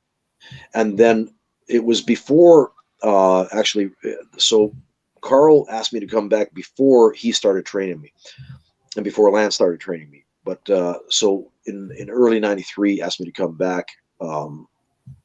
And at that point I said to Lance, because Ed Langley was still the main promoter and Carl was his booker. So there was like, I had somebody on the inside. So Carl was vouching for me. But I said to Lance that, yeah, that sounds great. I'd love to get trained. But Ed Langley hates my guts. He doesn't want me there. And Lance said to me, as God is my witness, he said that if Ed doesn't want you, then I won't do it.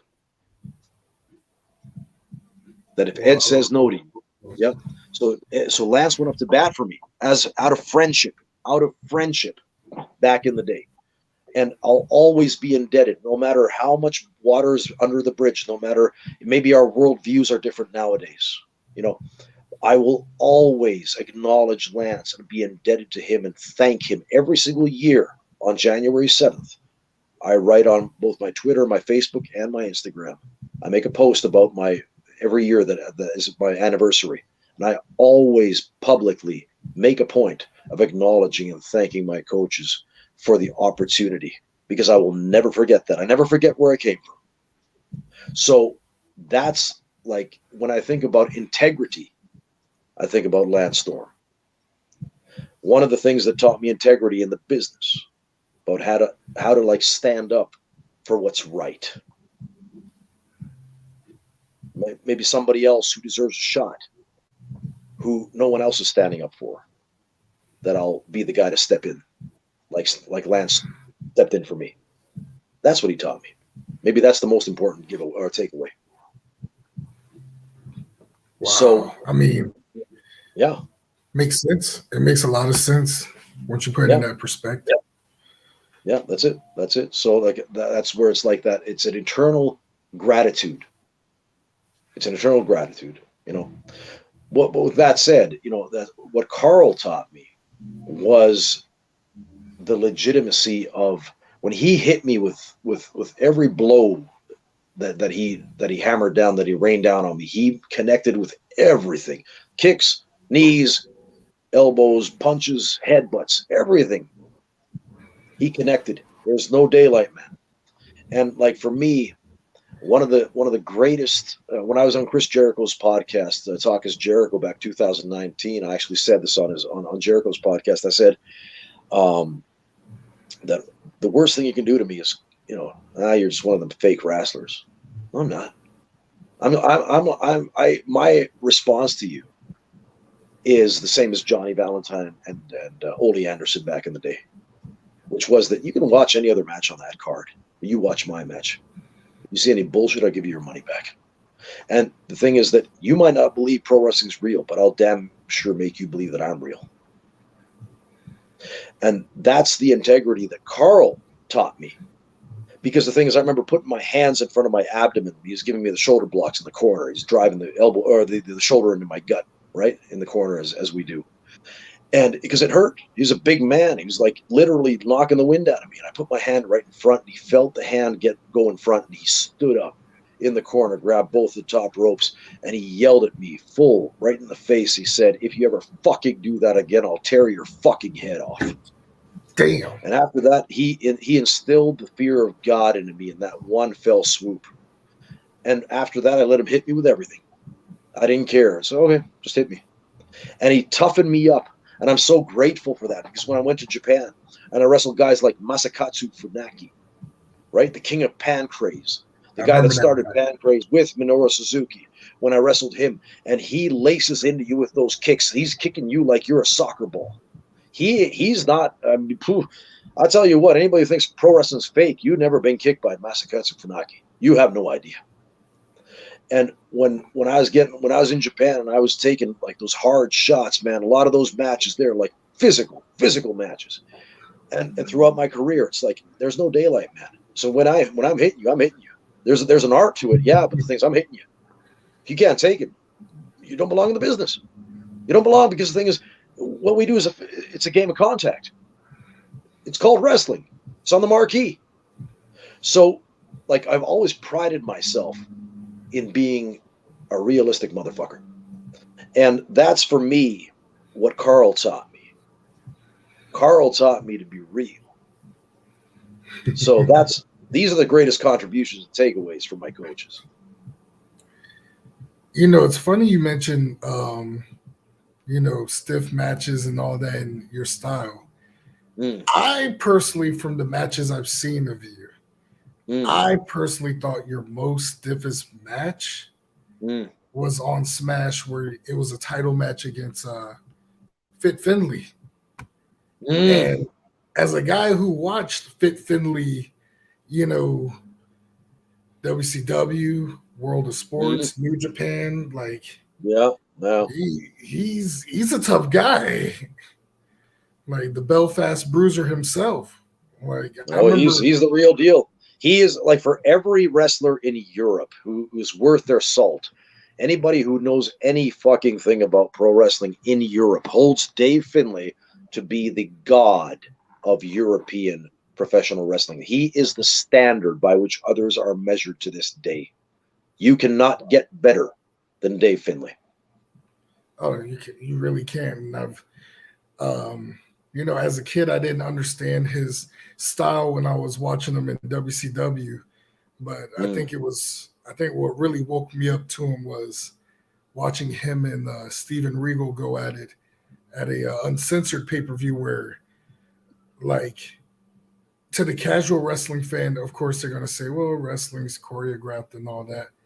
But any wrestling fan who has that, y'all need to watch Finlay versus Regal from Uncensored, because that's 96. Yep.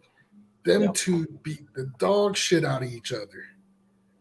Like, it's physical. Yeah, but that's the thing, is, like, if you do pro wrestling right, if you watch old World of Sport, I just posted today on my Facebook page, my personal page. I posted, you know, I'm friends with Marty Jones, right? You know, he's a colleague of mine. He works with my company. You know, so I've had him over as a coach here, and you know, I hold Marty to be one of the good guys in wrestling. And Marty had a match. Looked like we lost Starbuck on signal. And the thing is that, like, if you watch the work from that era, if you watch either the Jimmy Breakses of the day, or if you watch, okay, something going on, I think.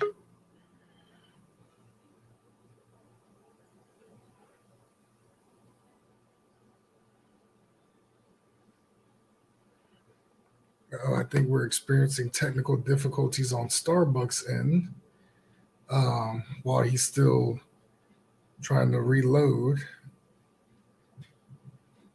Let's see. Hold up. Yeah, I think he lost signal. We're gonna try and re-add him back in. So far, fans, thank you for tuning in, watching the show so far, enjoying it. I hope a lot of you guys are getting a view of what's going on. While we try to figure out what's going on Starbucks end, we're gonna, play one of his music videos. Oh yeah. See, a lot of people also don't know Starbuck is a musician. He's in numerous bands such as Overnight Sensation, Crossfire, and Stoner Kings. Recently, he became the first wrestler to do an actual cover of the classic Bad Street USA by Michael P.S. Hayes and the Fabulous Freebirds. So, as we see what's going on with the technical difficulties on Starbucks end, we're going to go ahead and play the cover of Bad Street USA from the one and only Starbuck and the band Crossfire.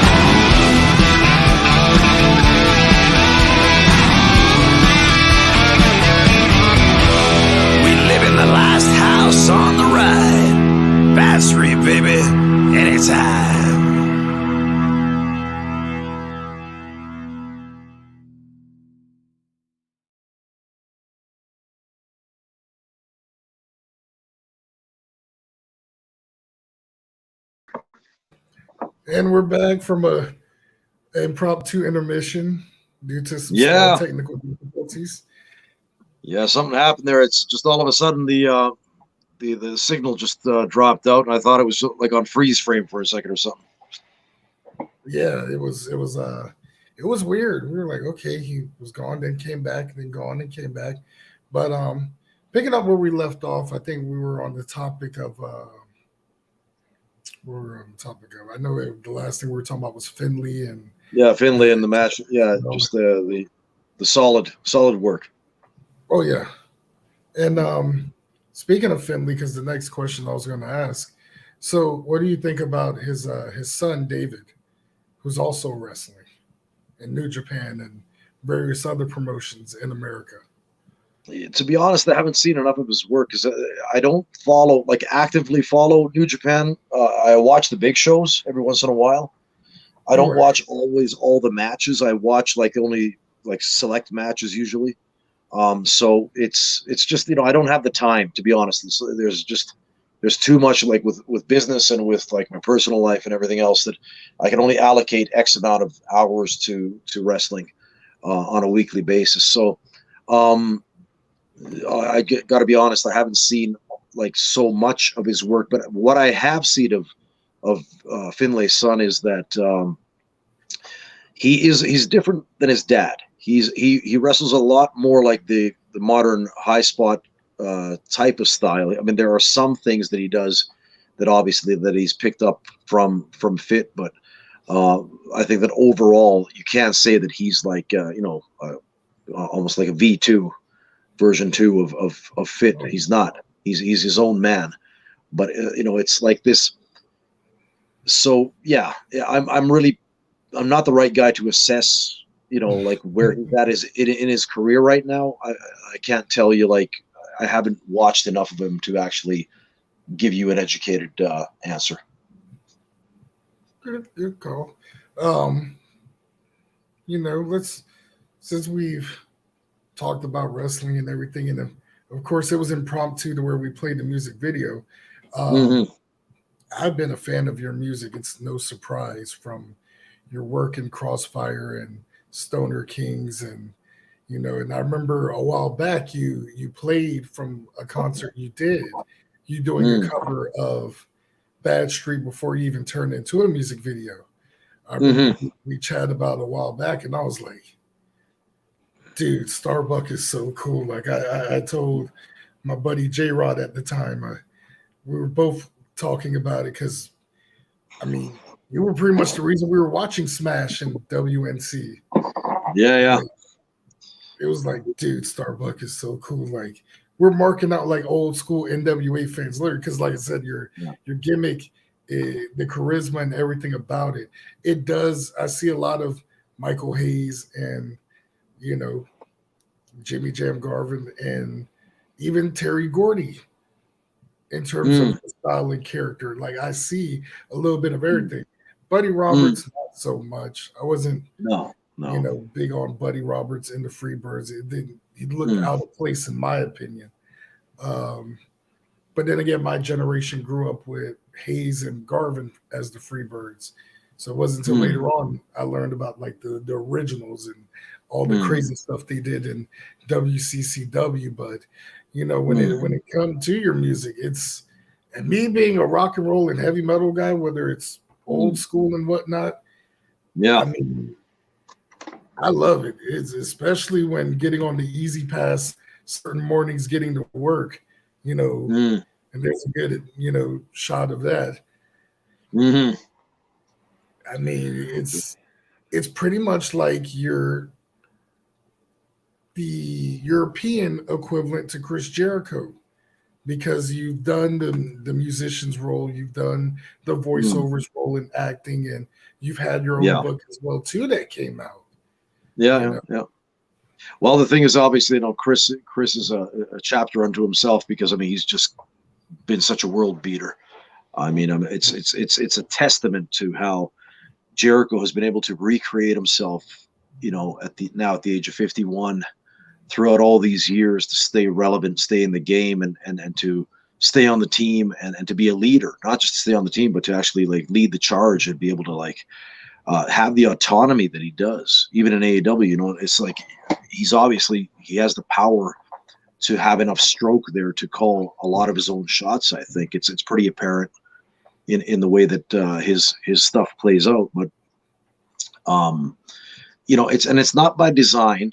That you know, it's certainly not plagiarism, and it's not like, you know, as we are friends, but it's just that I was gifted by the good Lord above with a large palette of different tools, and they were all artistic. You know, my dad once in the day, my dad's he's an inventor. You know, my dad's also a preacher, but my father's also an inventor, right? He's got patents, and I've often chagrined, and maybe even my dad's kind of chagrined along with me, the fact that I'm not really like the tech guy. I don't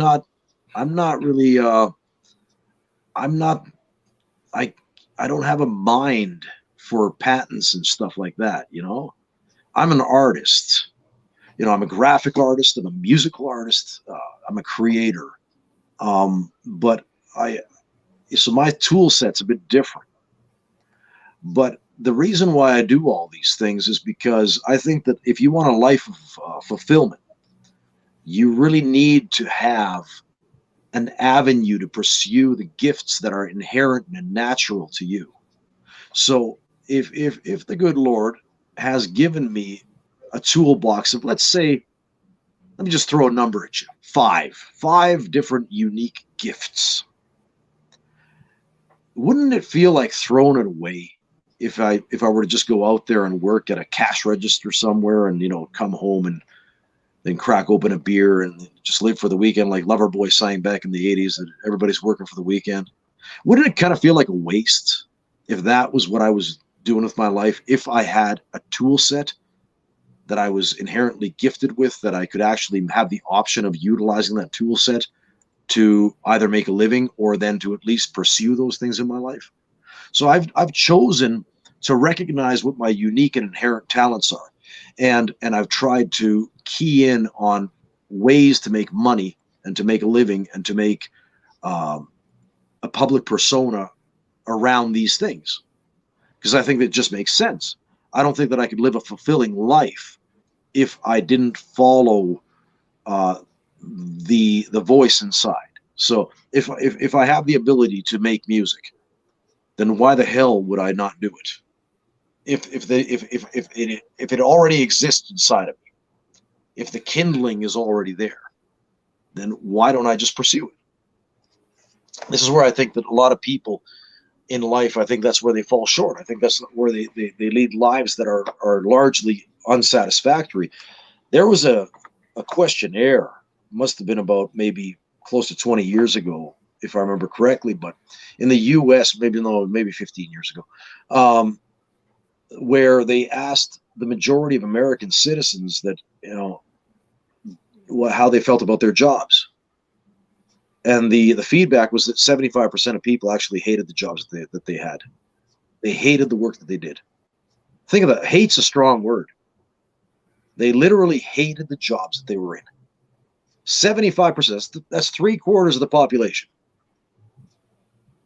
Now, wouldn't that feel like a waste of life? That what's the retirement age in the U.S. right now? 65? Yeah, 65, just about.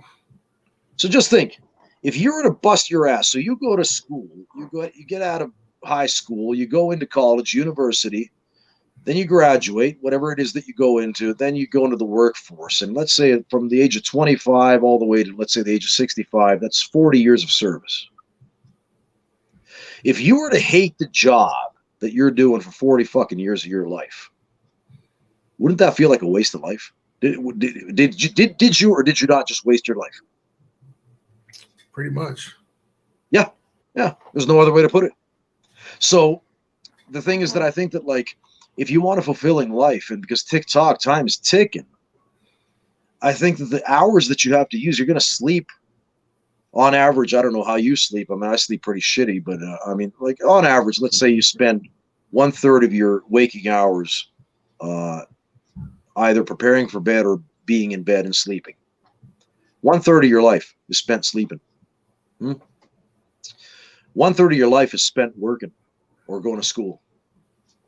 And 1/3 of your life is spent with either family time or leisure time.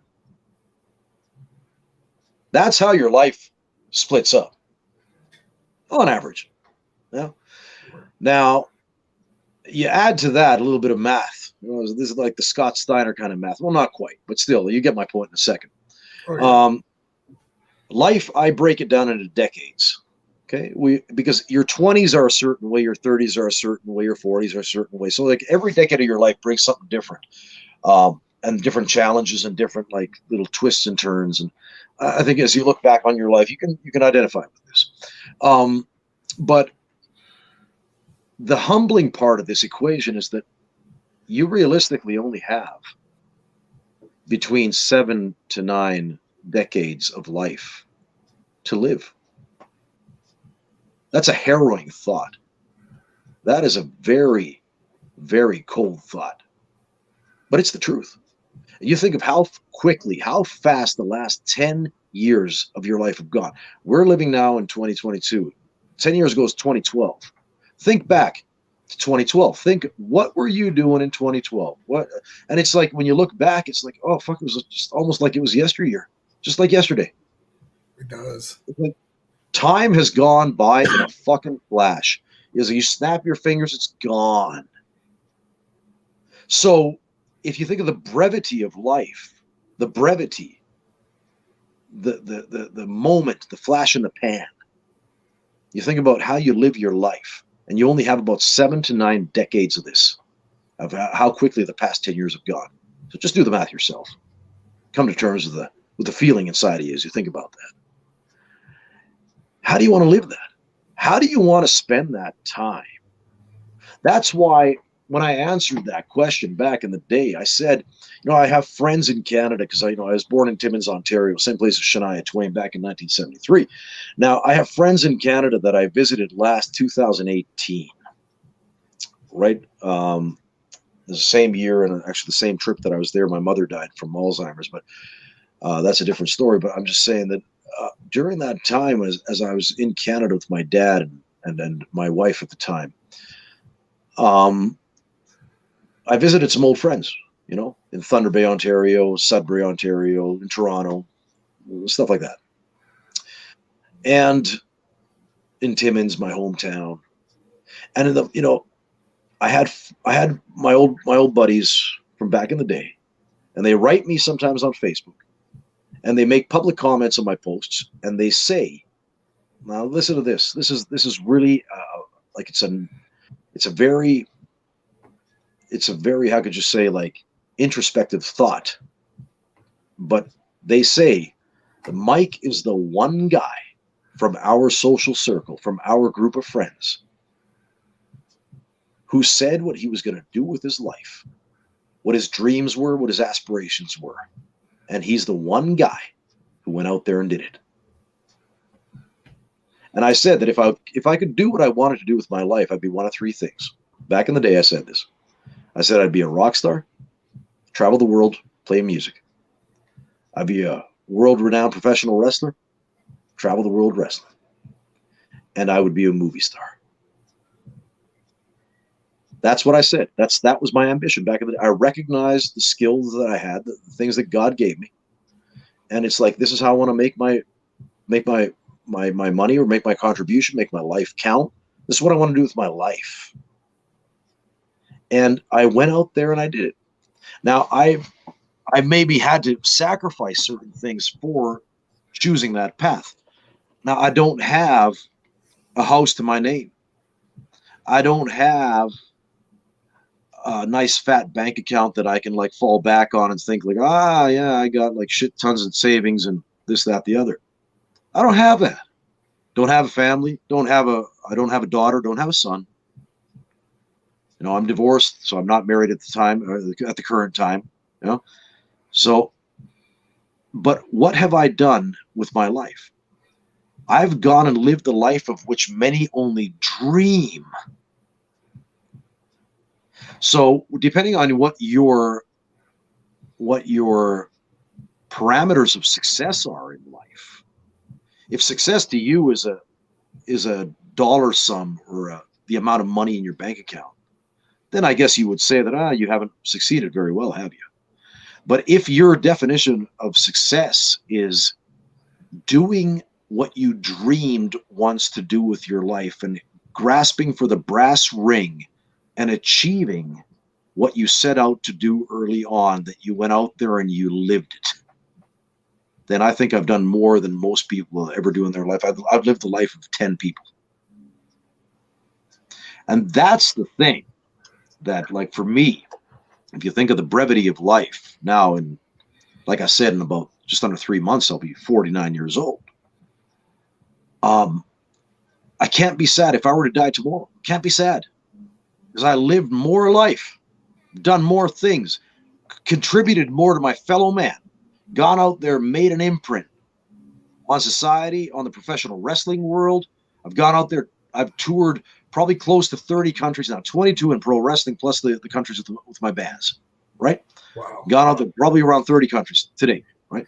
And, you know, I've been in the medias worldwide. I've been featured, whether it's Italy or whether it's Germany or whether it's Japan or whether it's Canada or whether it's Finland or whatever. I've been all across the world in these different medias, whether it's television or whether it's the internet or whether it's print media or whatever else, whether it's BBC in England or whatever. I've been there, been featured.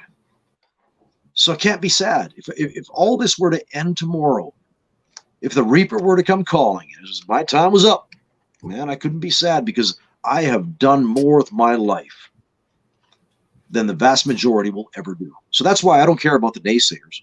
I don't give a flying fuck about, you know, people that disparage me or like the haters and things like that. I don't care. I don't care because none of that means anything, because I've gone out there and I've done all these things. And it's when you look back on your life, listen to old people when they're on their deathbeds. Listen to how they speak and what they talk about. You know what they don't talk about the money that they made. Not a single fucking person talks about the money that they made at the end of their life. You know what they talk about? They talk about the experiences they've had. They talk about that one time in Nepal. They talk about experiences. And that's why, if your life, you know, it's like, I had an ex-girlfriend, you know, maybe about a dozen years back. And she actually had a really poignant thought. She said that, look at the past 5 years of your life. She wasn't speaking to me, just speaking in general, but she was saying, this is going to resonate with a lot of people today, and it's going to rub a lot of people the wrong way, but it's also going to stop you.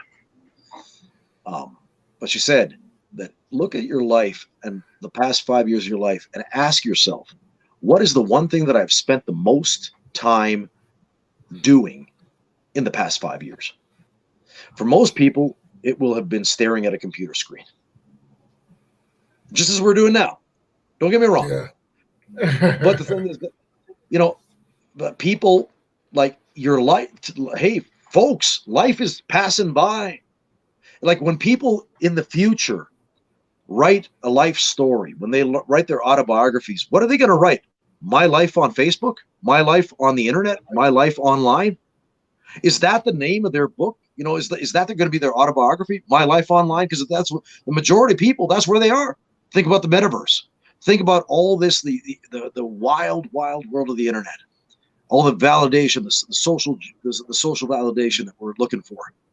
And it's like, is that your life? Has that been your life?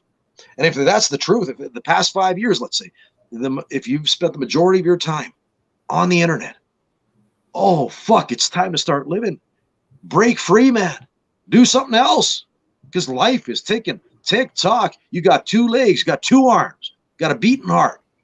And look out there in the world. You know, smell the flowers. Go out there, cut the grass. You know, cut some wood, chop some wood, light a fire, make some hot dogs, put the grill on. Something, you know, go out there, achieve. Go out there, do shit that other people don't want to do, or that they're not doing. That people that, you know, talk is cheap. Talk. There's a saying, but if you want to have an extraordinary life, you must be willing to do extraordinary things. do extraordinary things, not just dream, not just talk, do. So that's where, like, for me, when I look back on like my life and what I've achieved to this day, I'm pretty happy.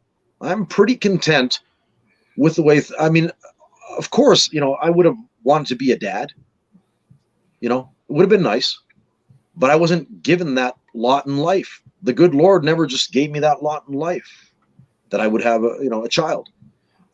Then again, I was brought up old school. So even if at this age, if I had a kid and now I'm divorced, I wouldn't want to be divorced and have a kid. I'd want to be married and have a whole family unit and have my child have a mother and a father present the whole time, the birth mother and the birth father. That's what I would like. That's how I was brought up.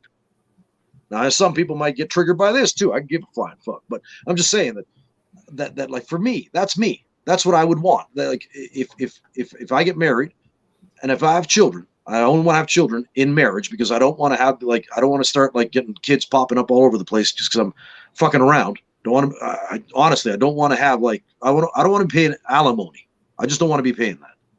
That's an expense. I don't want to be paying that. So, but that hasn't been my lot in life, and I'm okay with that. You come to grips with that. Is what have you done then in your life? How's your life turned out? And if I look back and all the places I've been, the places where I've been able to wrestle, be a star, be a champion, be a power broker, be influential, I can't be sad. Even if I were to die tonight, I can't be sad. I still did pretty good.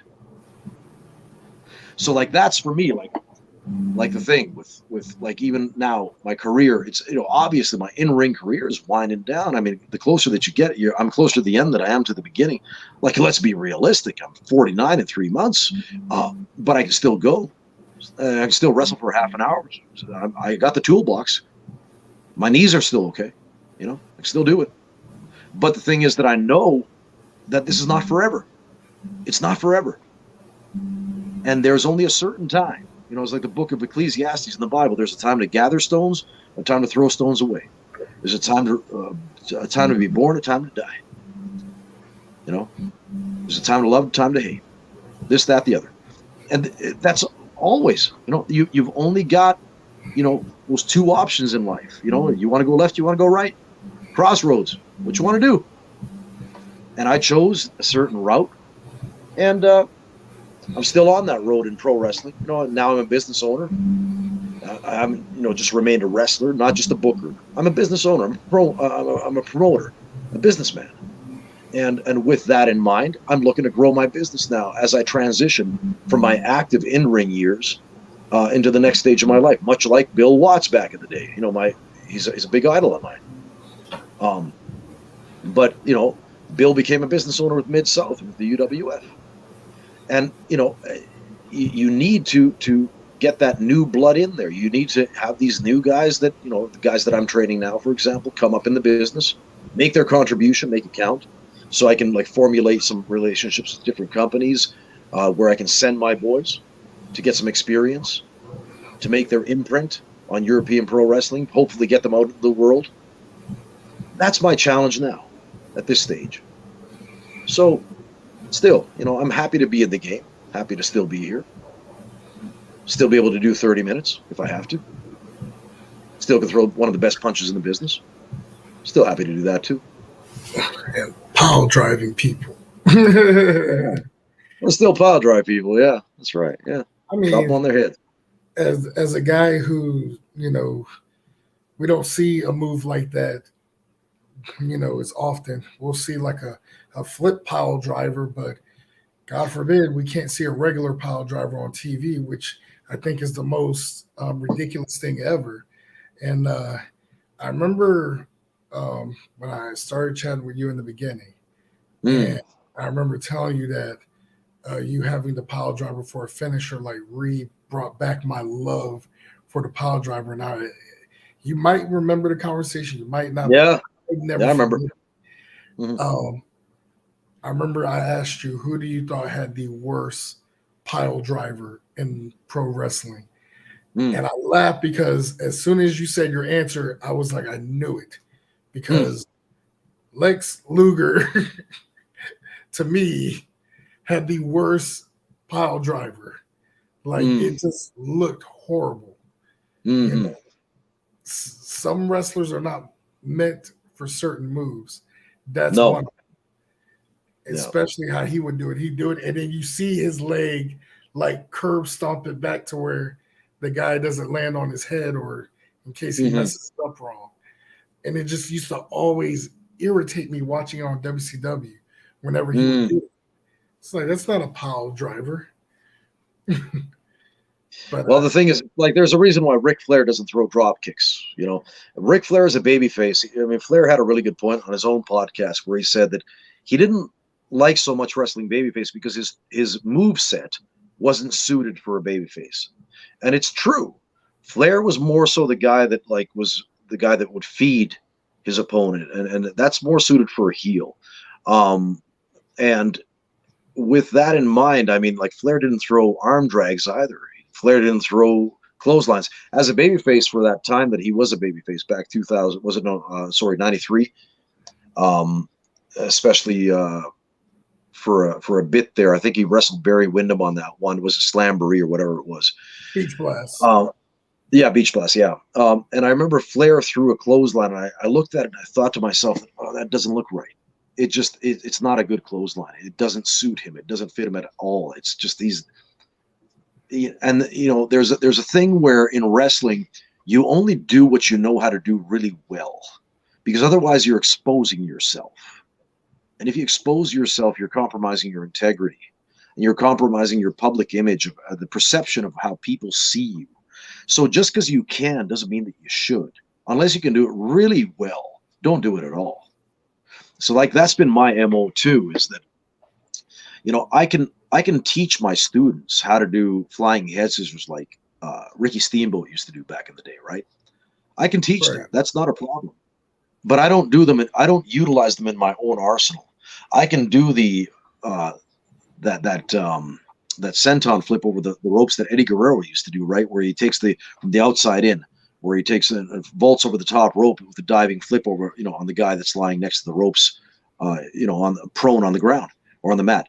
I can teach you how to do that. I mean, it's like, I can do that too. It's just I don't do it really that well or that fluidly. It doesn't look right when I do it, but I can do it. Don't trust me when I tell you I can do it. Right. I just choose not to. I choose not to.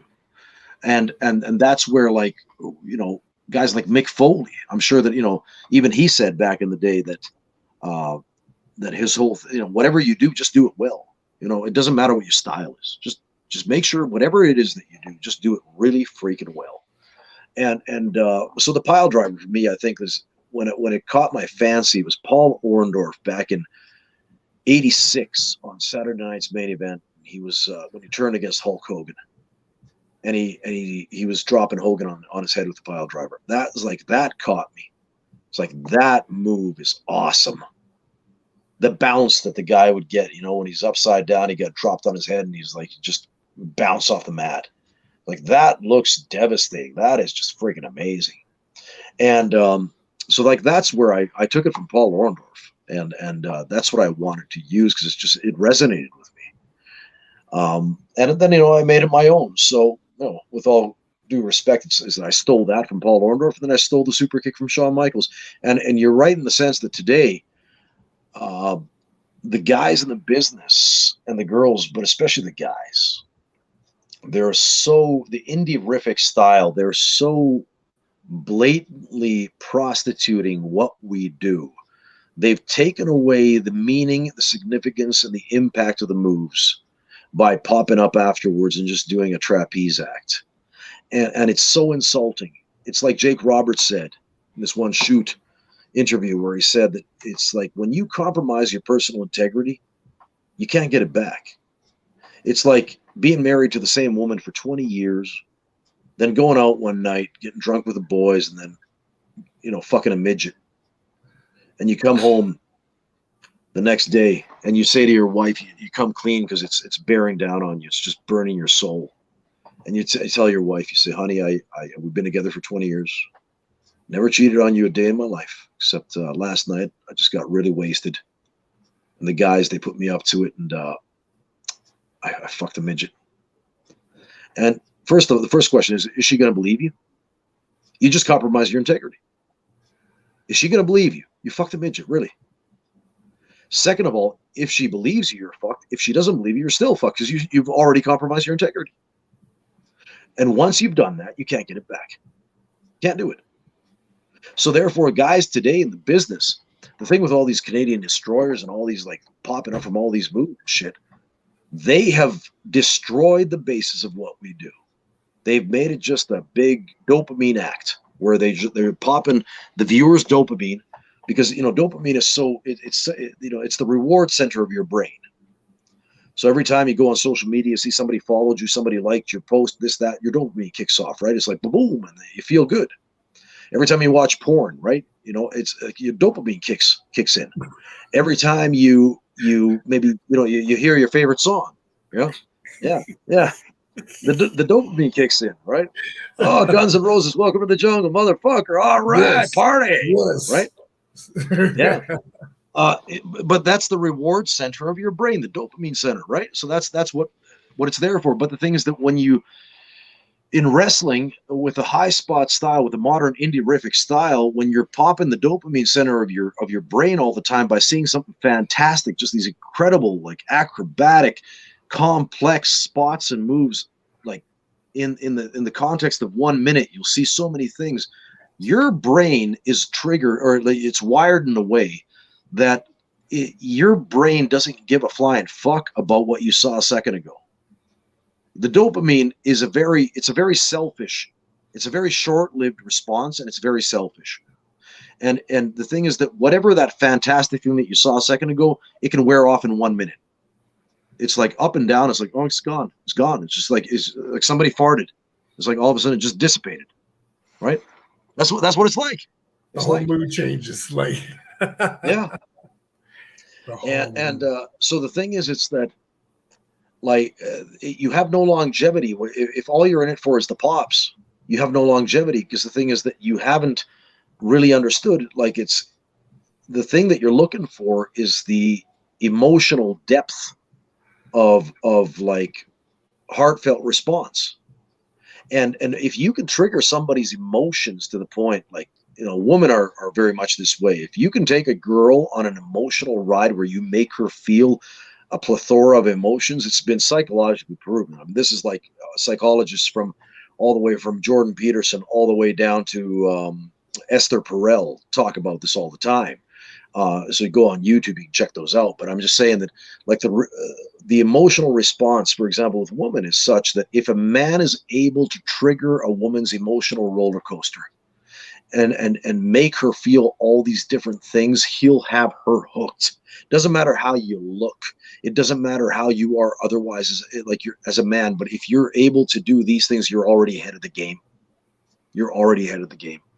And women respond to that. It's just because of the way that they're wired, right? But wrestling spectators are much the same way. When you see, you know, listen to the crowd, we're looking for a crowd response. So we're looking for people to pop and for people to react to what we're doing. Because if they're not reacting, they're sitting on their hands, and that's not a good sign, because then they're bored. You're going to lose them. They're not going to care about you. So if you look at, like, the most popular wrestlers ever in history, Dwayne Johnson, The Rock, Stone Cold Steve Austin, Hulk Hogan. Okay, let's just take three. Let's just say them three. And ask yourself, what high spots did these guys do? None. What? So how did they get the response that they got? Why were they so wildly popular? Because they triggered your emotions. Because they touched you in the deepest parts of your soul, where they made you feel. Right? That's the magic. That's the magic right there. And the thing with these guys these days is why they're prostituting our business, is because they have no true personality, because they spend too much fucking time on the internet. They've spent too much time in front of a screen. They've spent too much time with their apps and all their different games and shit like that. And they've never learned to cut a real promo in real time with real people, because the thing is that if you're always behind a screen, You can cover up with this, that, and the other. You can use a fake name. You can use emoticons and all this. But it's different when you go out into the world and you have to actually convince somebody, just like in sales, face to face, meet somebody, meet a girl at the bar, or meet her like in a supermarket, and convince her right then and there. That's a hot chick. I'm going to go up there. I'm going to walk up to her. I'm going to make an impression. I'm going to try to hit on her because this is too good to pass up. You're going to have to sell yourself on your personality, on your swagger, on your confidence, on your whole ball of wax in that second, inside of like the first 10 seconds. You got to sell that girl, right? Same thing in business. You walk in the room, you better be able to sell somebody in the first like 30 seconds. You better, if you haven't caught them inside of 20, 30 seconds, it's done. You've already lost. You may as well already leave. Right. So the thing is that the majority of wrestlers these days, I think that like they're much like their fans. And I'm not putting the fans down. I'm not putting, like these wrestlers down per se, but I'm calling it like I see it. And the thing is that because they've spent so much time on the net and behind a computer screen, they've never had to develop their social skills to the point where that they could cut a promo like The Rock or like Stone Cold or like Hulk Hogan. And because they can't make you feel, they have to overcompensate with just going for the dopamine kick. And that's why they have to do all the high spots. And that's why it's a short-term thing, because the thing is your body won't be able to put up with that style of wrestling for long. When you're in your 20s, maybe in part of your 30s, you can still get away with it. But trust me, once you get to your 40s and you start feeling the nagging aches and pains and all that shit catches up with you, you go through a few surgeries and whatnot, you ain't going to be able to keep up no more. So you better learn how to fucking parlay some of your personality in real life to make people feel something, to have some longevity. And that's really the kicker, is that like for anybody to have a successful career at anything, I think that the same laws of the jungle, the same bylaws of the universe apply. So here we go. If you think of Arnold Schwarzenegger as an actor, not the greatest actor in the world. He doesn't have a plethora of emotions that he can run you through. He's not even a Mel Gibson on the acting scale, right? Arnold is not that great of an actor, but he's unique, and he makes you feel something because he's cornered the market on what makes him unique.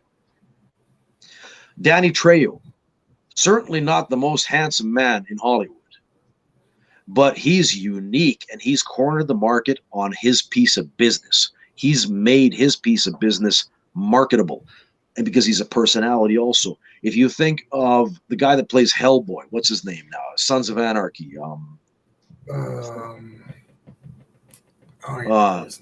Forget his name. Yeah, but you know who I'm talking about. So yeah, I know what you're talking about. Yeah. So if you think of him too, it's like he's a unique looking motherfucker, Cro-Magnon looking motherfucker, isn't he? But he's not the typical Hollywood handsome. He's not. That's not the point. That's not the point, people. The point is they got to make it feel something. Got to make it really feel. Al Pacino, one of the greatest actors in all of Hollywood's history, right?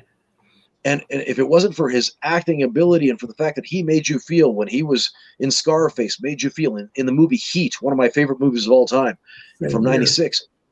Yeah, absolutely wicked movie. If he's so good at what he does, The Godfather, this, that, the other, or De Niro, whoever else. But the great ones, they're able to make you feel.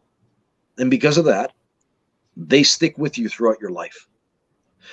The bands, if you think of like how many bands, and I don't know if you're not a musician, maybe you don't know this, but all of the music made today is what they do what they call putting it into the grid. So in other words, every drum beat is like it's edited to the millisecond, that it's absolutely flawless. It's perfect. And you can do this with Pro Tools, with modern day music mixing technology, that you're able to take all the human error out of the performance and nail it to the absolute, like hair, like splitting hairs, like kind of like precision. And the problem is this, that if you compare the music that is generated today, whether you listen to, like, let's say Hailstorm, it was a big band in the States with what's her name? Was it Lizzie Hale or whatever her name is? Yeah, Lizzie Hale. Yeah. Like if you listen to that, or if you listen to Fear Factory, from the metal side of things or whatever. And Right. if you compare that to Led Zeppelin from the 70s, or if you compare that to Deep Purple back in the day, even a Black Sabbath, if you compare that to Motley Crue, Shot at the Devil from 1980, was it 83? There's no comparison. Even if you listen to Guns N' Roses, Welcome to the Jungle, you listen to Appetite for Destruction, that's 89, or was it 88? But I'm just saying that if you listen to that, there's human error all over the place. It's like Robert Plant is out of pitch. Vince Neil is out of pitch. Even John Bonham, you can hear errors in the drumming. But the thing is, that's what makes it human. That's what makes it interesting. You can relate because there's a human element to it. But then again, the characters back then, the character presentation was much deeper, and that's why you'll always remember Ozzy Osbourne. I'm not so sure you're going to remember Three Doors Down 30 years from now, but you're going to remember Ozzy Osbourne.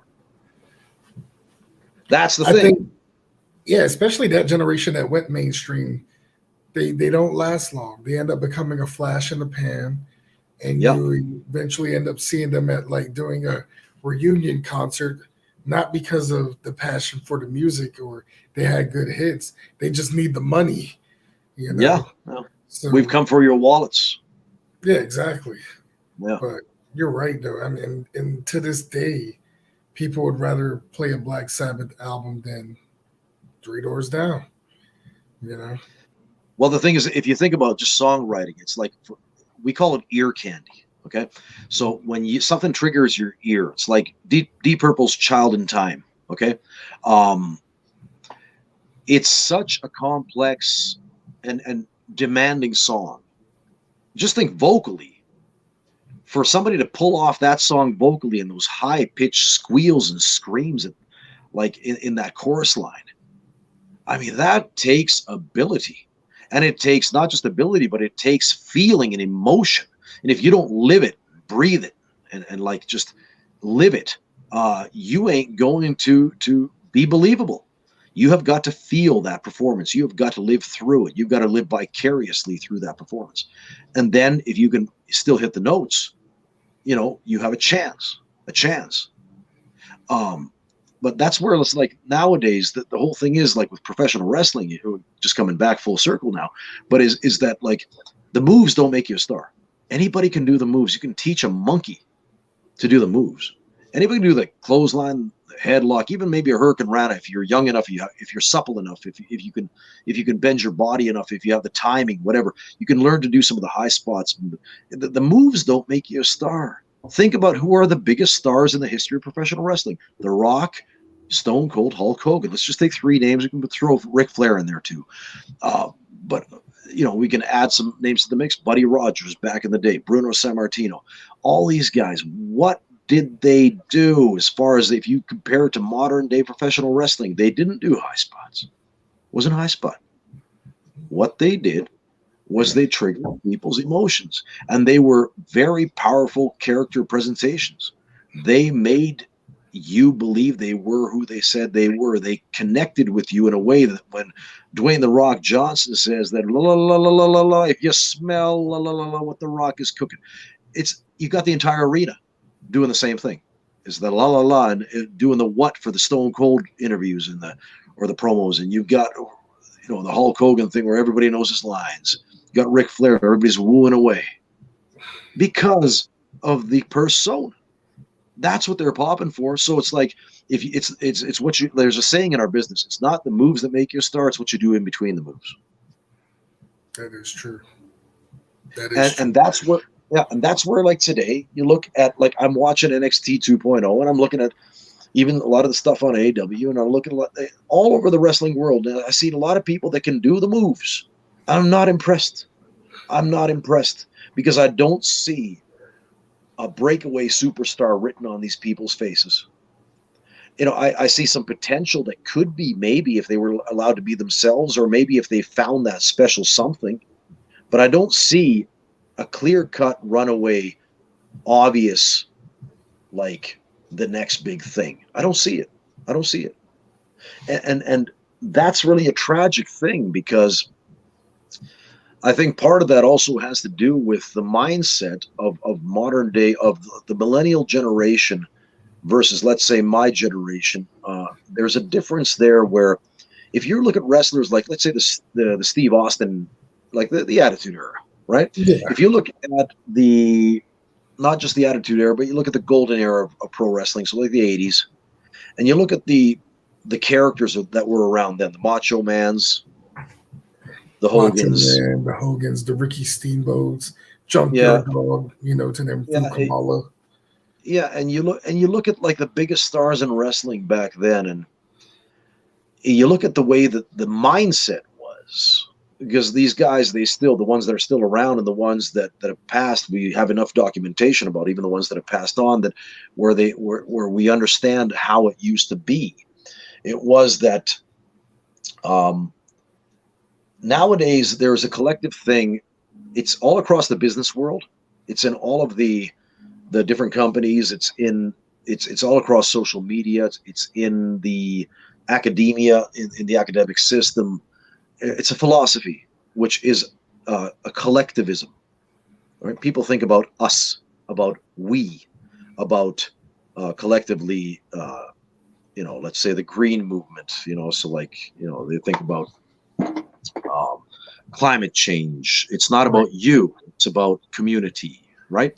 A lot of the people talk about values nowadays, which I think is a lot of that. Even it comes across a bunch of bullshit and malarkey, because at the end of the day, like, I think what it really is people just adopting certain values. Oh, it sounds good to me. I think I'll adopt that. I think I'll try that on for size. And they've never lived it. They've never actually gone through something that would have to test that theory that they're adopting for themselves. And then they adopt it for a bit, and then they kind of transition to something else when that kind of wears off and blah, blah, blah.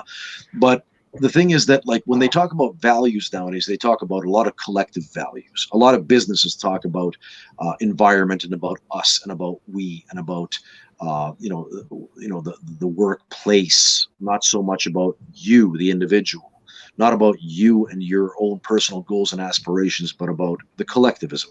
So therefore, this is bled over because of academia, the way that the world is nowadays, and because of this collective thought process, it's bled over into professional wrestling. And through the millennial culture, which is where this is really prevalent, there is no longer this thought of that. Like back in the day, if you were a top guy, if you were Stone Cold, if you were The Rock, if you were Hulk Hogan or Macho Man, you did not want the next guy coming in there and taking your spot. You would protect your spot. You would do whatever it took because the thing is, that's how you make your money. You wanted the main event because that's where the money was. You wanted to protect your spot on top because that's where you made your money. And nowadays, it's even Vince McMahon was on Stone Cold's podcast where Steve Austin asks Vince, he says, "Where's the next John Cena?" And Vince said to him, "Steve, your generation was the last generation that wanted to grasp the brass ring. The generation today, they're just happy to be there. It's enough for them. It's just that, that I can be a WWE superstar. It's enough. There's no hunger that goes beyond that, where it's like you take that chance, you go for broke, you try something, where you go out on a limb, you might get even fired for it or whatever, because the thing is that you don't want to piss off your peers. You don't want to shake the boat. You don't want to stand out, because the thing is, you're going to get canceled, or you're going to get called out. You're going to be blackballed because of the fact that you're not part of the collective structure now. That's the problem. The thing is that Triple H even said many years ago, he said that he believes that every successful professional wrestler has a large ego. The trick is this. I mean, ego is something that drives you to excel. Okay, so that's the thing, that it's like you have to take stock with yourself, and you've got to look in the mirror. You've got to think that, like, hey, that I want to be better than the next guy. So it becomes competitive because of your ego. But the thing is that the real trick is this, to keep your ego in check. And there's very few people who are really good at that. Because the thing is, you can't believe that your shit don't stink. And you can't buy your own hype. You can't live the character. You can't become the character 24/7 in your personal life and think that just because one day you were something, let's say because 20 years ago you're somebody, that still today you're that same somebody. No, life has gone on. Life is, it's you've changed. People have changed. Society has changed. But the thing is that's why you have to be able to manage your ego. So a strong ego and a big ego are two different things. But every successful pro wrestler has a big ego. That can also be a strong ego, but very few are able to find that fine hair trigger balance to be able to parlay or to balance these things, which is why the easier path of less resistance is the collectivism thought, and it's the thought of we. So that's why I think that nowadays the problem is that why we can't get like these really strong characters anymore is because the people don't have the social skill set for it either. Like I said, they spend their life behind a screen. The majority of their time is spent on the internet. They're not face to face out in the field, in the trenches, doing the work, putting in the time, having the social conversations face to face, where it's the minute things, it's the body language, it is the pheromones in the air. By the way, you can't smell pheromones over the internet. Can't do it. A lot of times, there are tribes in Africa. Let me just say this for a second.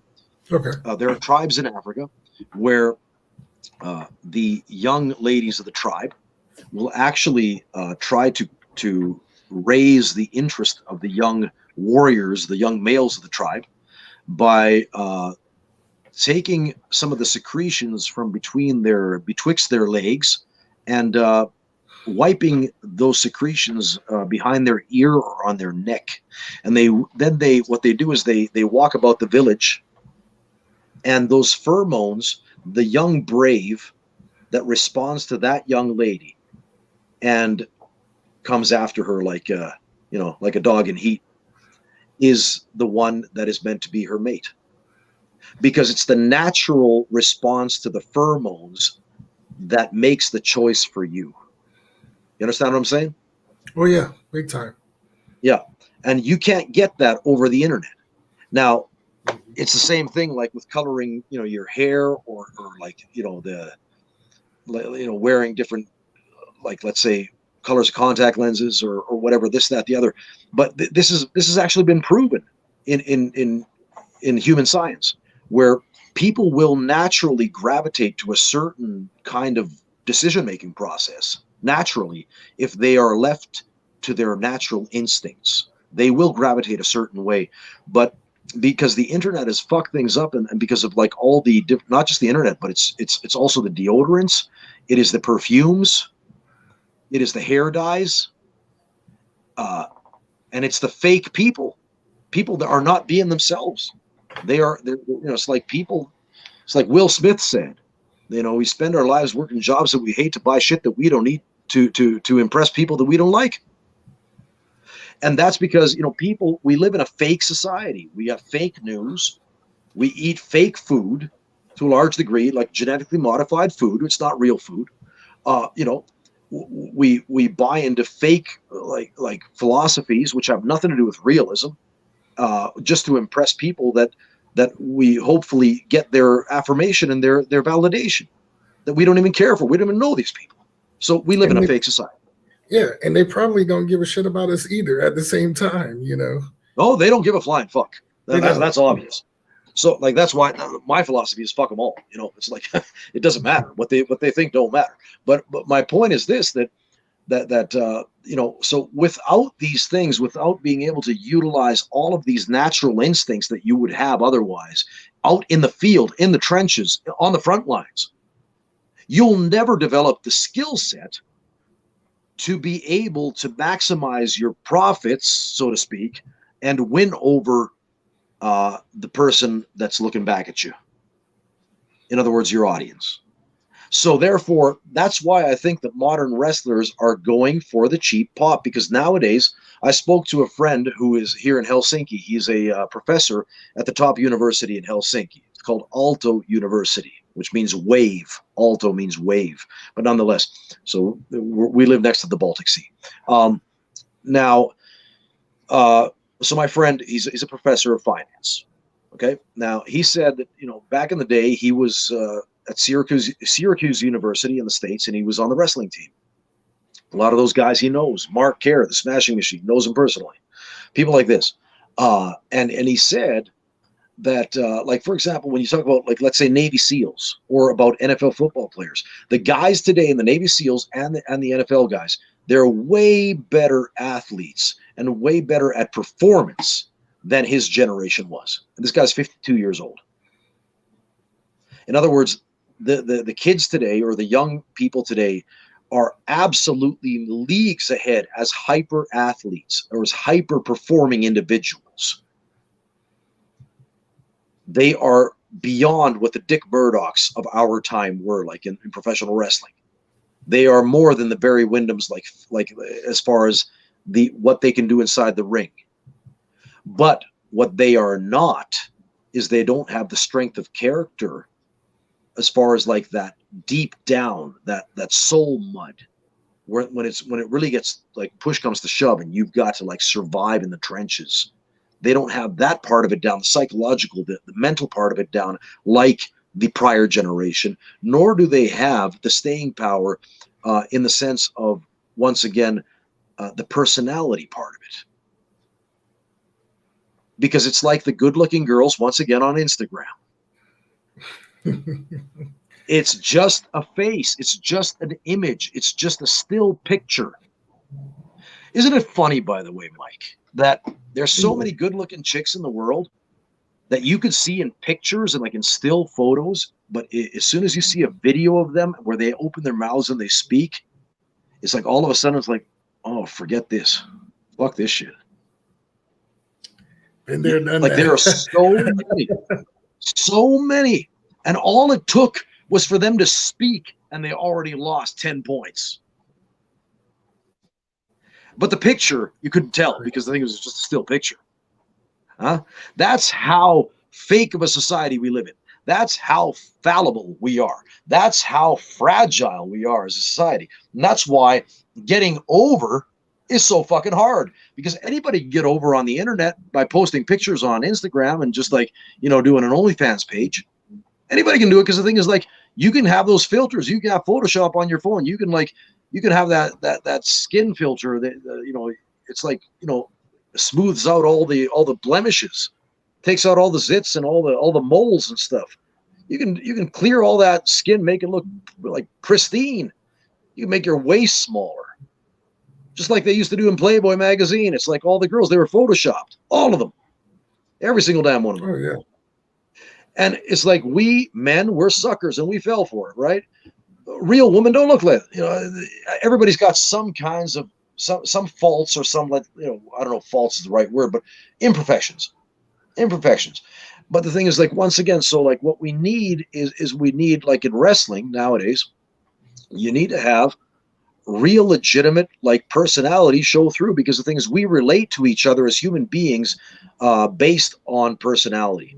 When you think about the people in your life, in your social circle, you think about people that you resonate with, the number one thing that won them over was there's something about their personality.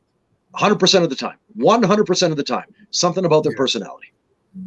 And if you don't get that from the person that you're talking to, if you don't key into that, if you can't cue into that, and you can't get a grip, you can't get a hold, you can't get a clear picture of what it is, that who they are, it doesn't matter how good they are at doing what they do, because they're missing that most important key element, which is their personality. That's why we're having a problem getting new megastars made today, because we don't have the personality. Exactly. And it's so funny, because it's like you mentioned before, earlier, and even up to now, you can have 5 wrestlers do the exact same move, and no one would, they all do the exact same move. How would they stand out? How would they differ from one another? Whereas you have that one wrestler that comes in, do that exact same move, but he does it with his own flair, and it gets a reaction.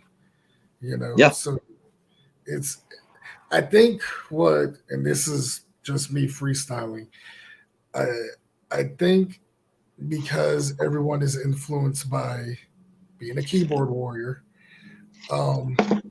you really don't see that pure originality in pro wrestling anymore. No, You know, no. As, Yeah, it's because people have become like they become. How could you say? What's the word I'm looking for? It's there's a certain marks.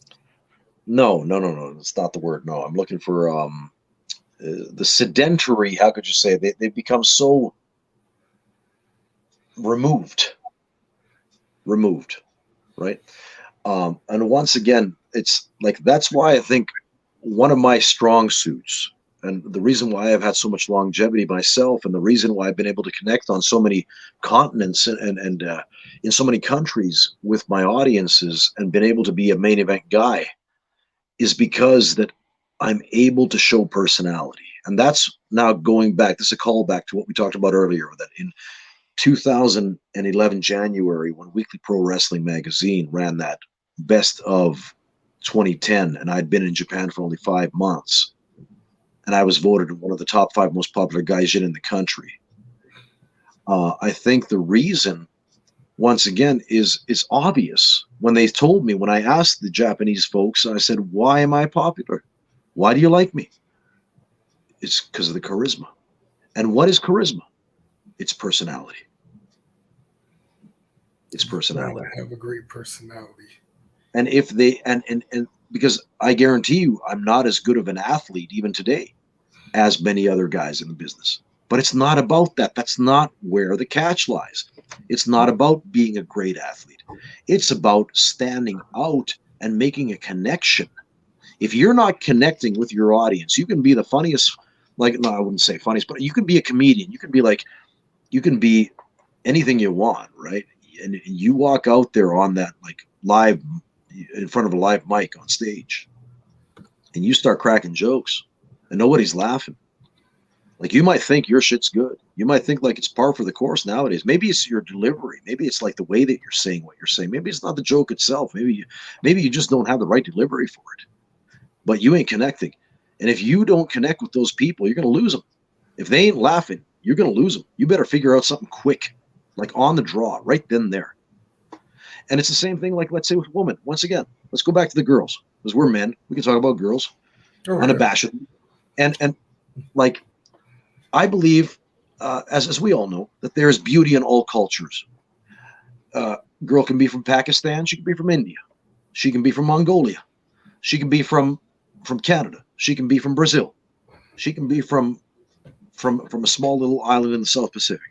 And you can find perfect tens, outwardly, externally, in every culture. Now let's take 20 girls. Let's take 20 absolutely drop-dead gorgeous girls from different ethnicities and put them in a room with one man. And this guy, let's take his sexual, like his preferences into the equation here. Let's have him deem that every single one of these 20 women are absolute perfect tens that externally he would love to be with. Okay. Now, if you put, like, there's this one saying that if everybody's special, nobody's special, but let's not get into that. But let's just say that you got 20 girls to choose from. You can only walk out with one. What do you think is going to be the defining factor on this one man choosing from 10 perfect tens? 20 perfect tens. What are going to be the radical factors or the criteria which he will utilize and implement to make his choice?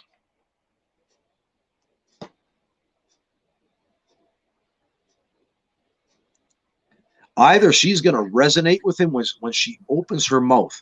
It will be a combination of a few things. It will be her personality, her character. It will be the tone of her voice. It will be the pheromones in the air. It will be her natural scent. It will be the look in her eye. It will be her body language. It will be all these things together. And these you cannot get behind a computer screen. So once again, point proven. You can have perfect tens all out in a row.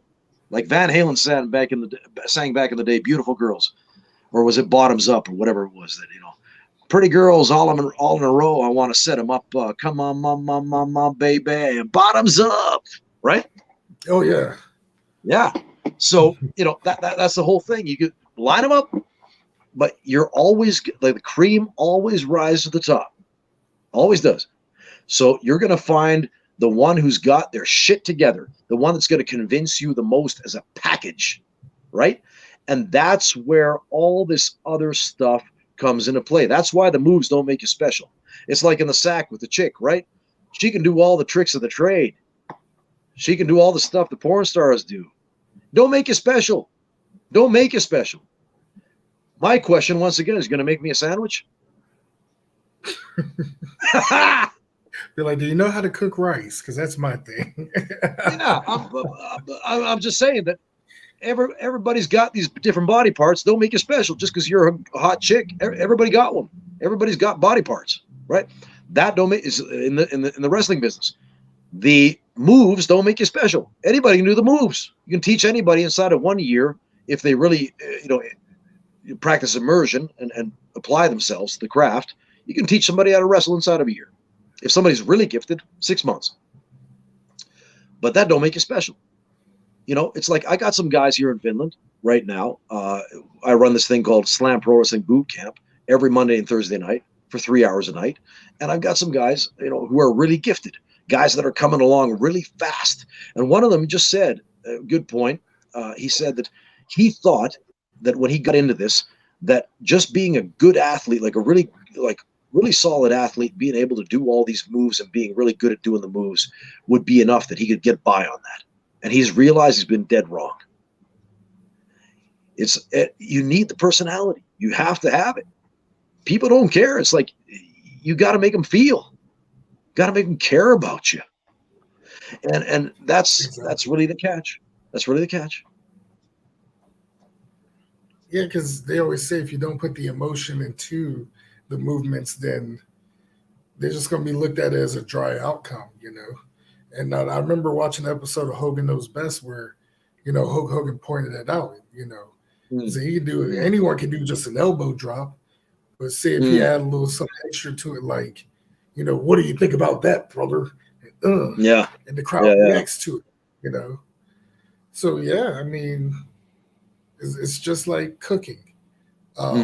For those who know how to cook out there watching, nobody wants a bland meal.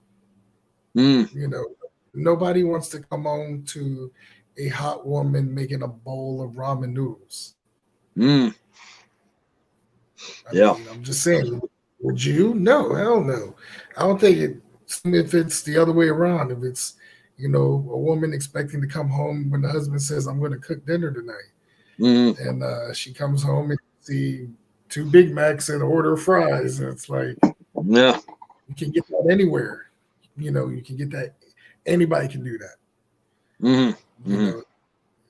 It's how you stand out. That's it. That's it. You have to be able to stand out and have the guts to stand out. But the thing is, in order for you to be able to stand out, first and foremost, you got to have a tool set, and the fundamentally the talent or the people, the millennial generation to a large degree is missing that tool set. And I don't want to hark on the millennials like per se. It's not like I'm going out of my way to be a grumpy old bastard or whatever. But it's really calling it like it is, or calling it like you see it, because the thing is, like, if it walks like a duck, talks like a duck, and acts like a duck, well, damn son, it must be a duck.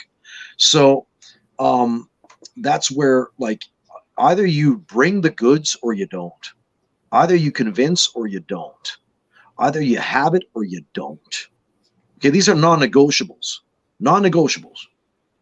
Either it's there or it's not. Like, period. Remember what I said about there's always only two options in life, only 2 roads? Just like Led Zeppelin in the song Stairway to Heaven. There's only 2 paths that you can walk on, right? Exactly. That's what it says in Stairway to Heaven. There's only two roads, right? But it's the truth. So the thing, it's either yes or no. Either you have it or you don't. It's like, was it Howard Stern's Miss Rotten New Year's Eve pageant, 1994. I remember it's a pay-per-view. Used to have it back in the day.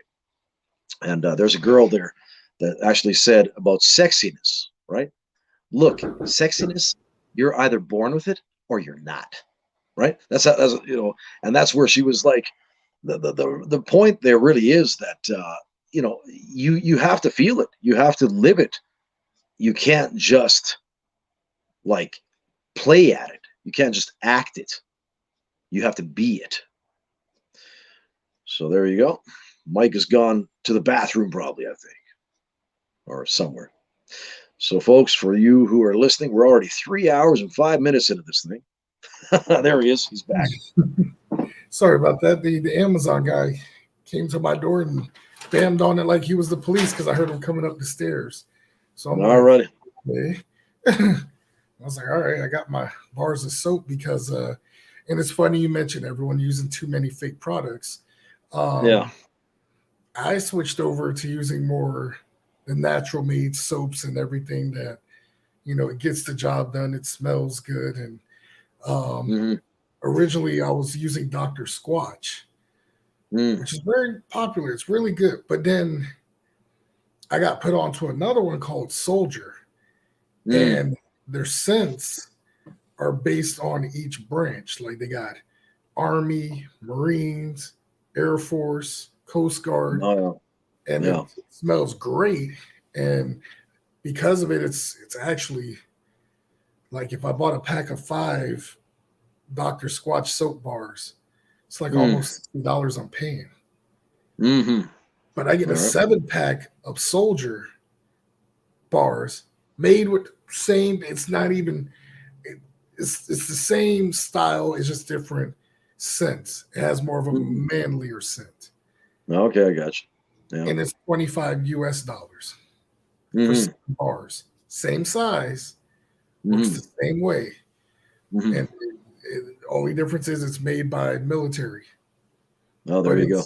It's amazing. Like I get a subscription every 2 weeks because they go through quick, but it's because it's all natural, We got to take care of our skin out there, fellas. It's eczema. Yeah. Well, but the thing is, it's your diet. Number one thing for your skin is your diet. They did a test with, by the way, I could just talking about skin. They've been telling us for the longest time that sunlight causes skin cancer. Right. What a load of shit.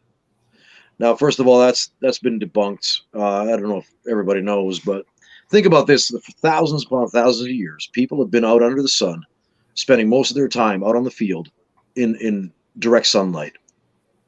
Skin cancer is a pretty new thing. So, first of all, this is a crock of shit. Now, what they've done, they did tests with mice. They took 2 different test groups, and they gave one of them really poor nutrition. And then they subjected them to different amounts of sunlight. And they took another group of mice, and they fed them really highly nutritious sustenance. And they gave them the exact same amount of sunlight that they did the other mice. And the mice with the poor diets, if I remember correctly, about 25% of those mice contracted skin cancer. Wow. Out of the ones that had the good nutrition, not a single one of them. Not a single one. So really the question is about your diet. If you have a good enough diet, once again, we eat fake food. All these Monsantos and all these like genetically modified GMO types of foods. It's not what nature intended. It's not what God intended. The potato that's been taken out of your soil nowadays is not the same potato that Alexander Karelin from the USSR back in the day ate on his plate. Trust me, ain't the same potato. Oh, even I noticed the difference as a kid to an adult. It's kind of hard to find what foods to get these days. especially where we're in a society where, you know, you can buy 4 cheeseburgers for $5, but a salad is like damn near $10. Well, that's it. That's it. I mean, they're intentionally making you weak, and the thing is that your immune response is weak because of that. You know, there have been studies now in the COVID era where it's they're talking about studies that have been done on the general like the what do you call that, the immune response of individuals today in light of the fact that so many people contracted COVID. And there was a doctor that actually made a really poignant question, said that, could it be that we've eaten such shit food for so long that our body's immune response is weakened to the point where we're susceptible to anything right now? And it's really the truth, because they also did some tests with the first COVID patients in China. They also did the same test, by the way, in Israel about a couple of years ago, maybe a year and a half, 2 years ago. Very wide, large test groups where they tested what happens when you up the doses of vitamin C and vitamin D3. And of course, this is the CDC. You'll never acknowledge this. And mainstream media is going to ban you for this and all this shit. I don't know. Maybe I should actually quit while I'm ahead, so your podcast don't get taken down. Or might get famous. You never know. Yeah, you might get famous. But they did a wide battery of tests. Okay, with some of the first COVID patients, they intravenously gave large amounts of vitamin C, for example, to these people, and they were cured in China. They dropped all COVID symptoms afterwards. They tested what the actual amounts are that you need to take. And now, first of all, if you talk about just nutrition now, so vitamins and minerals are part of nutrition. So, you know, cramps, for example, muscle cramps can be done away with if you up your levels of minerals. Case in point. But anyway, so it was something to the effect of, was it 5,000 milligrams of vitamin C per day? And 20,000 international units of D3, but they have to be like pharmaceutical grade, like really high quality grade vitamins. They will effectively coat your lungs. They create a protective layer within the lungs so that it won't fill up with fluids. That's the thing that kills people, by the way, with COVID is that you basically drown from the inside, right? So it's like a fluid buildup in the lungs. But this amount of just vitamins, once again, you can't patent vitamins. The drug companies can't patent vitamins. So of course they're going to debunk this. They're going to shit shame you for saying things like this. But they've done these tests. These are public record. I don't know if you can still find them. Maybe Google's taking them down. I don't know. But the thing is that, like, I remember it because, you know, me personally, also my dad, some other people that I know, some medical people in the medical community here in Finland, you know, that are doctors and nurses and whatnot, or then healthcare professionals. They're all privy to this kind of information, and you know, so it's like this is what they found, and basically those two things. If you up your levels of vitamin C, vitamin D3, these are the two things, and probably if you want to throw one more in there, zinc. If you want to really get creative, throw some magnesium in there too. You'll become pretty damn well bulletproof if your nutrition is up to stock. But you just add those vitamins, those minerals in there. And see, that's what helped me when I had COVID, fight it off to where the first couple of days it felt like death, but I was good before the 10-day mark, as they said, of being cleared. Because I actually found out about the whole vitamins too, to where I had to actually go get it from a doctor. So now I got like these industrial amounts of vitamins and all that. And then I've always taken extra stuff like fish oil. You know? And that I've been doing for years, just from my powerlifting and weightlifting background growing up, because it helped. So yeah, it's one of those things that's very informational for people to know. But you're right, the media is not gonna say that. Like, follow the money. Follow the money. It's Follow the the money. age-old joke. Yeah. Follow the money. Like there's a sucker born every minute when it comes to advertisement. And I remember seeing that. Yeah, and also quote P.T. Barnum, never give a sucker an even break. Yeah, because they will take it and run with it. Yeah, that's it. And they've proven it. And they're still proving it, even in 2022. Oh, absolutely. It is. Mike, appreciate you have being on the show.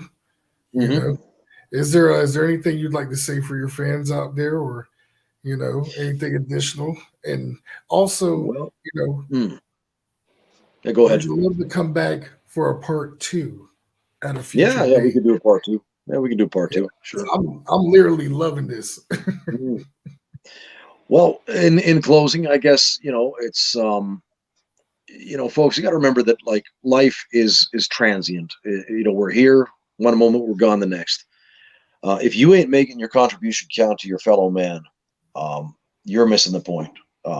Because the only thing that's going to reflect your value, if you have any, back to you, are the people around you. And if your contribution ain't like worth shit, then people ain't gonna give you that kind of feedback, and you're gonna feel very empty on the inside. So my what I've learned from life, and I don't want to come off as a life coach, but I guess to quote Arn Anderson, I would say that if the shoe fits, wear it. And, I don't want to toot my own horn, but toot. Yeah. What I've learned in life. Yeah, what I've learned in life is this: that if once again, I want to quote the Bible, what Jesus said in the Bible.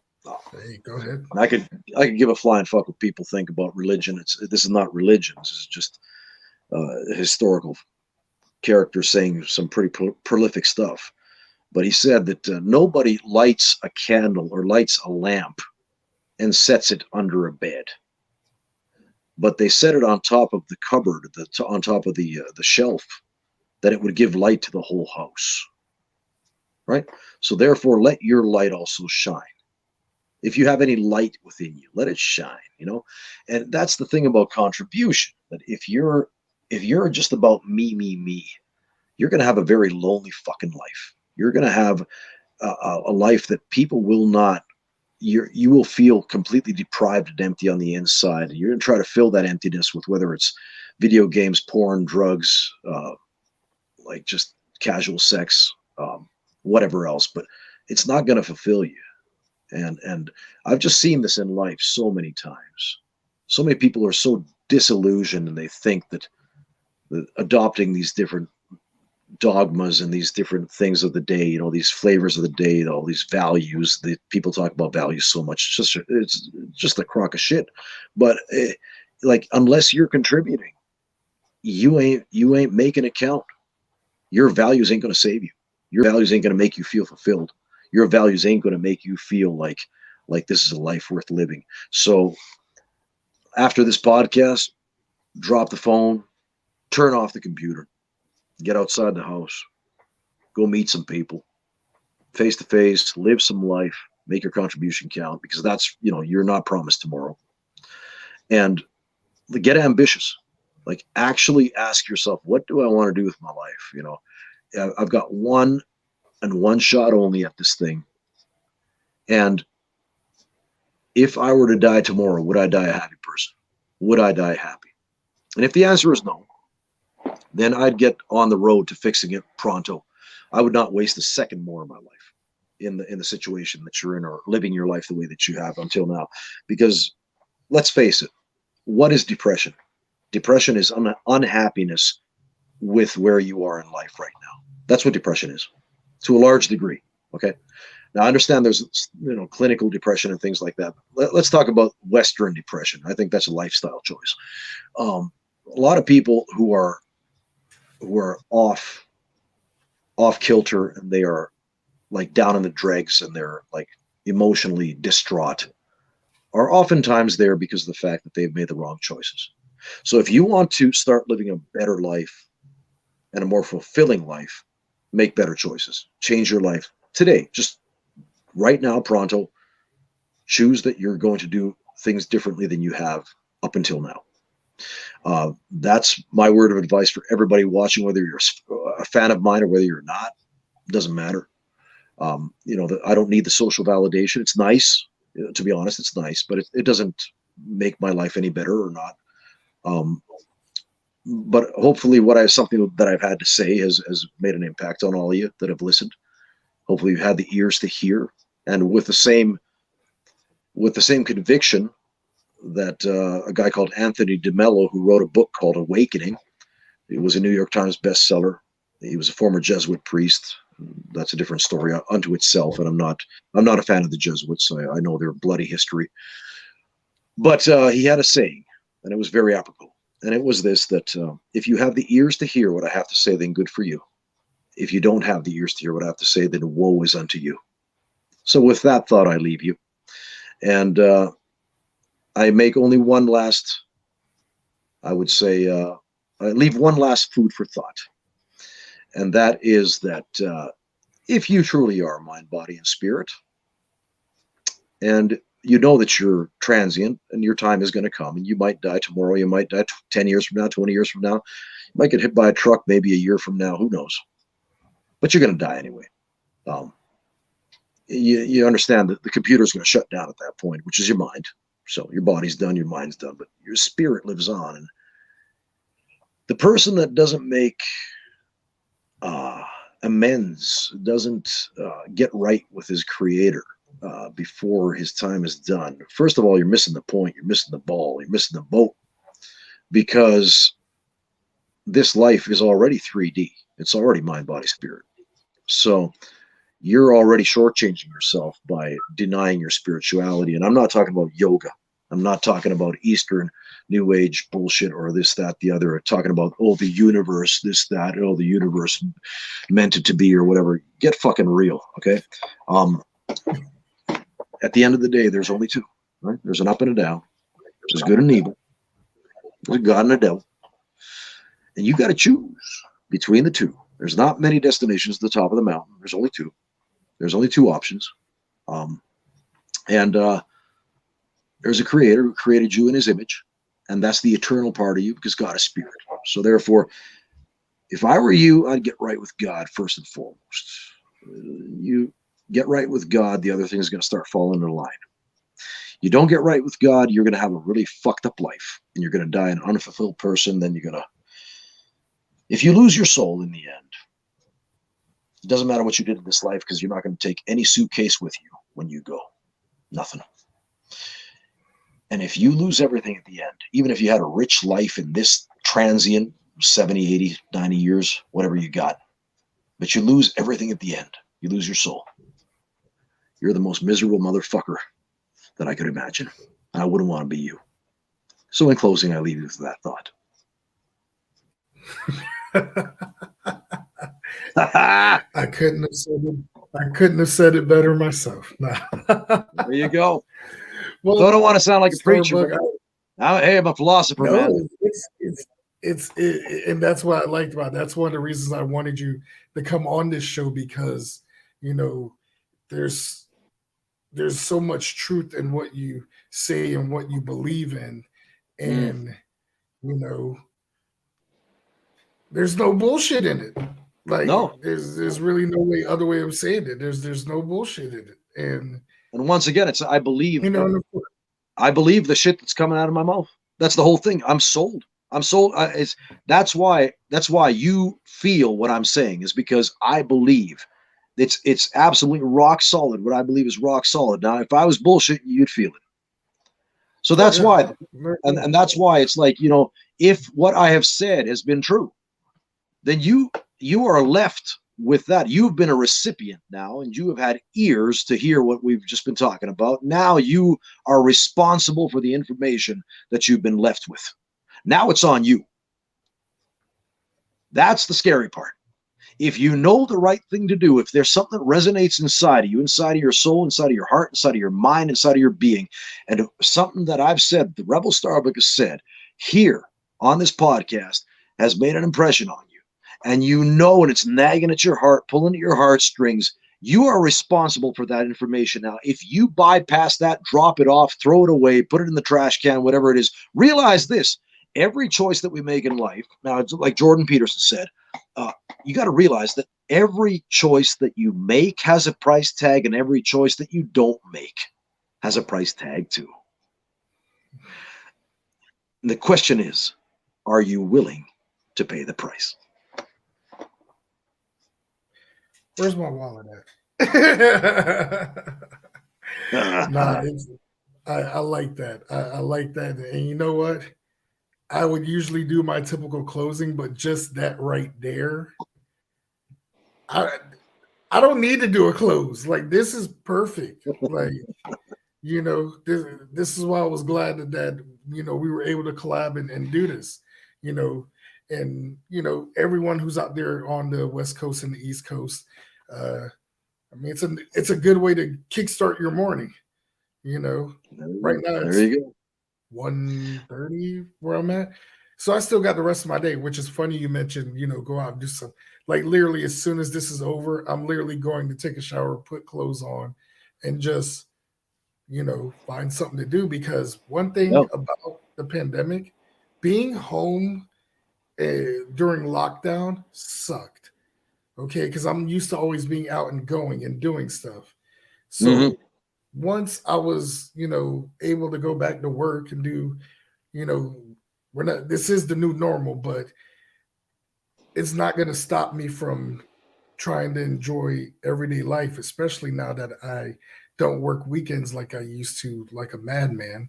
So it's giving me time to use all this free time. So for anyone out there listening, yeah, please, if there's an opportunity, take it. You never know what's on the outside. Yeah, that's it. And go out there, live your life, because that's what life is for. It's for living. And for all of you, all you wrestling fans out there, check out my companies. You can go on Instagram, on Facebook, on TikTok, and on Twitter. They're all at /SlamWrest. That's SLAMWRES, Slam Wrestling, and at slamrest.com. So that's where you'll find us. And by the latest, at the end of the summer, our streaming network will be up. So slamrest.tv, get yourself a subscription there. And otherwise, you can catch my podcast too every Thursday night. Usually it drops finish time. That is, we're here. It's like 8:30 p.m. now. So we're 7 hours ahead of New York time, so East Coast time. But it's called Shooting the Shizat, and it's a pro wrestling podcast, and we just talk all the latest wrestling news and whatnot. Very introspective and very, very educational stuff. So if you haven't checked it out, we got interviews with guys like Rip Rogers, with MVP, with Sam Adonis, who's the top gringo in Mexico now. We've had guys like Lanny Poffo, Les Thatcher on. We've had, like, from across the board. I mean, lots and lots of different guests, and you'd really enjoy it if you're a big wrestling fan. Very educational. And a lot of like in-depth, how could you say, analyses of where we are in pro wrestling today. Oh yeah, most definitely. And you and anyone from your roster are more than welcome to hop in on the show, just so they can get themselves out there. This show is pretty much on an international platform. We've got people from different countries watching this, because I always look at the stats every Monday on Anchor and Spotify and Apple. So, any wrestler talent that's on the up and up that want to get themselves out there, please let me know. We can, help them. All right, cool. Pro wrestling, it's a community as well too, of trying to help someone get out there and be the next person. Well, and that's it. And the thing is, like, it's only, you got to realize that, like, I know we're going a bit long here on the outro, but just to remind folks that, for example, the $1 Million Man, Ted DiBiase, stated when he sent his own son, Ted Jr., to training, to get trained as a pro wrestler, his dad didn't train him. He sent him to a wrestling school, and he sent him to Harley Racing, Kansas City. And the reason for that, Ted said, is because if you're going to get trained in this business, you want to get trained by somebody who's been there, who's been to the dance, somebody who's actually made money at this, who has been a name, who has got a pedigree in our business. And there are not many people left in the wrestling industry worldwide, I would say on par, on average, who have really gone out there on a larger level and done this at a high level, and been in key positions as key players, as main event talents, as power brokers, as influencers, as promoters, as bookers, and whatnot. And that's where that if you come to Slam Wrestling, whether you come here for training or whether you come to get a further education.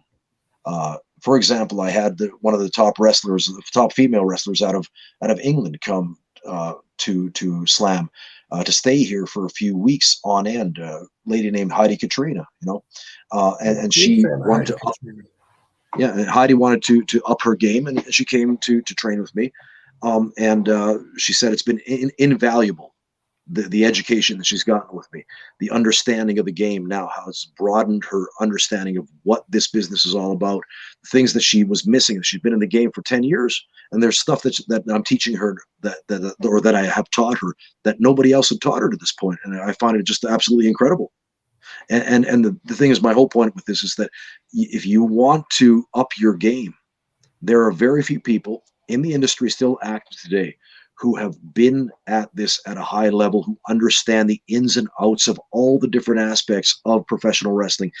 And much like the $1 Million Man who sent his son to Harley race in Kansas City when Harley was still alive, of course, he had the opportunity at that point. That opportunity no longer exists because Harley is gone. But there are some who still have that pedigree. You find a coach, find a school, find someone with that pedigree who's been to the dance, who has actually made their contribution count, like on the larger scale of global, worldwide professional wrestling. Because it's much like going into the stock market.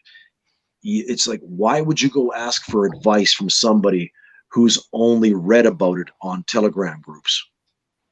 Why would you go to somebody who's only watched television programs about it? Wouldn't you go to somebody who's actually invested in the stock market?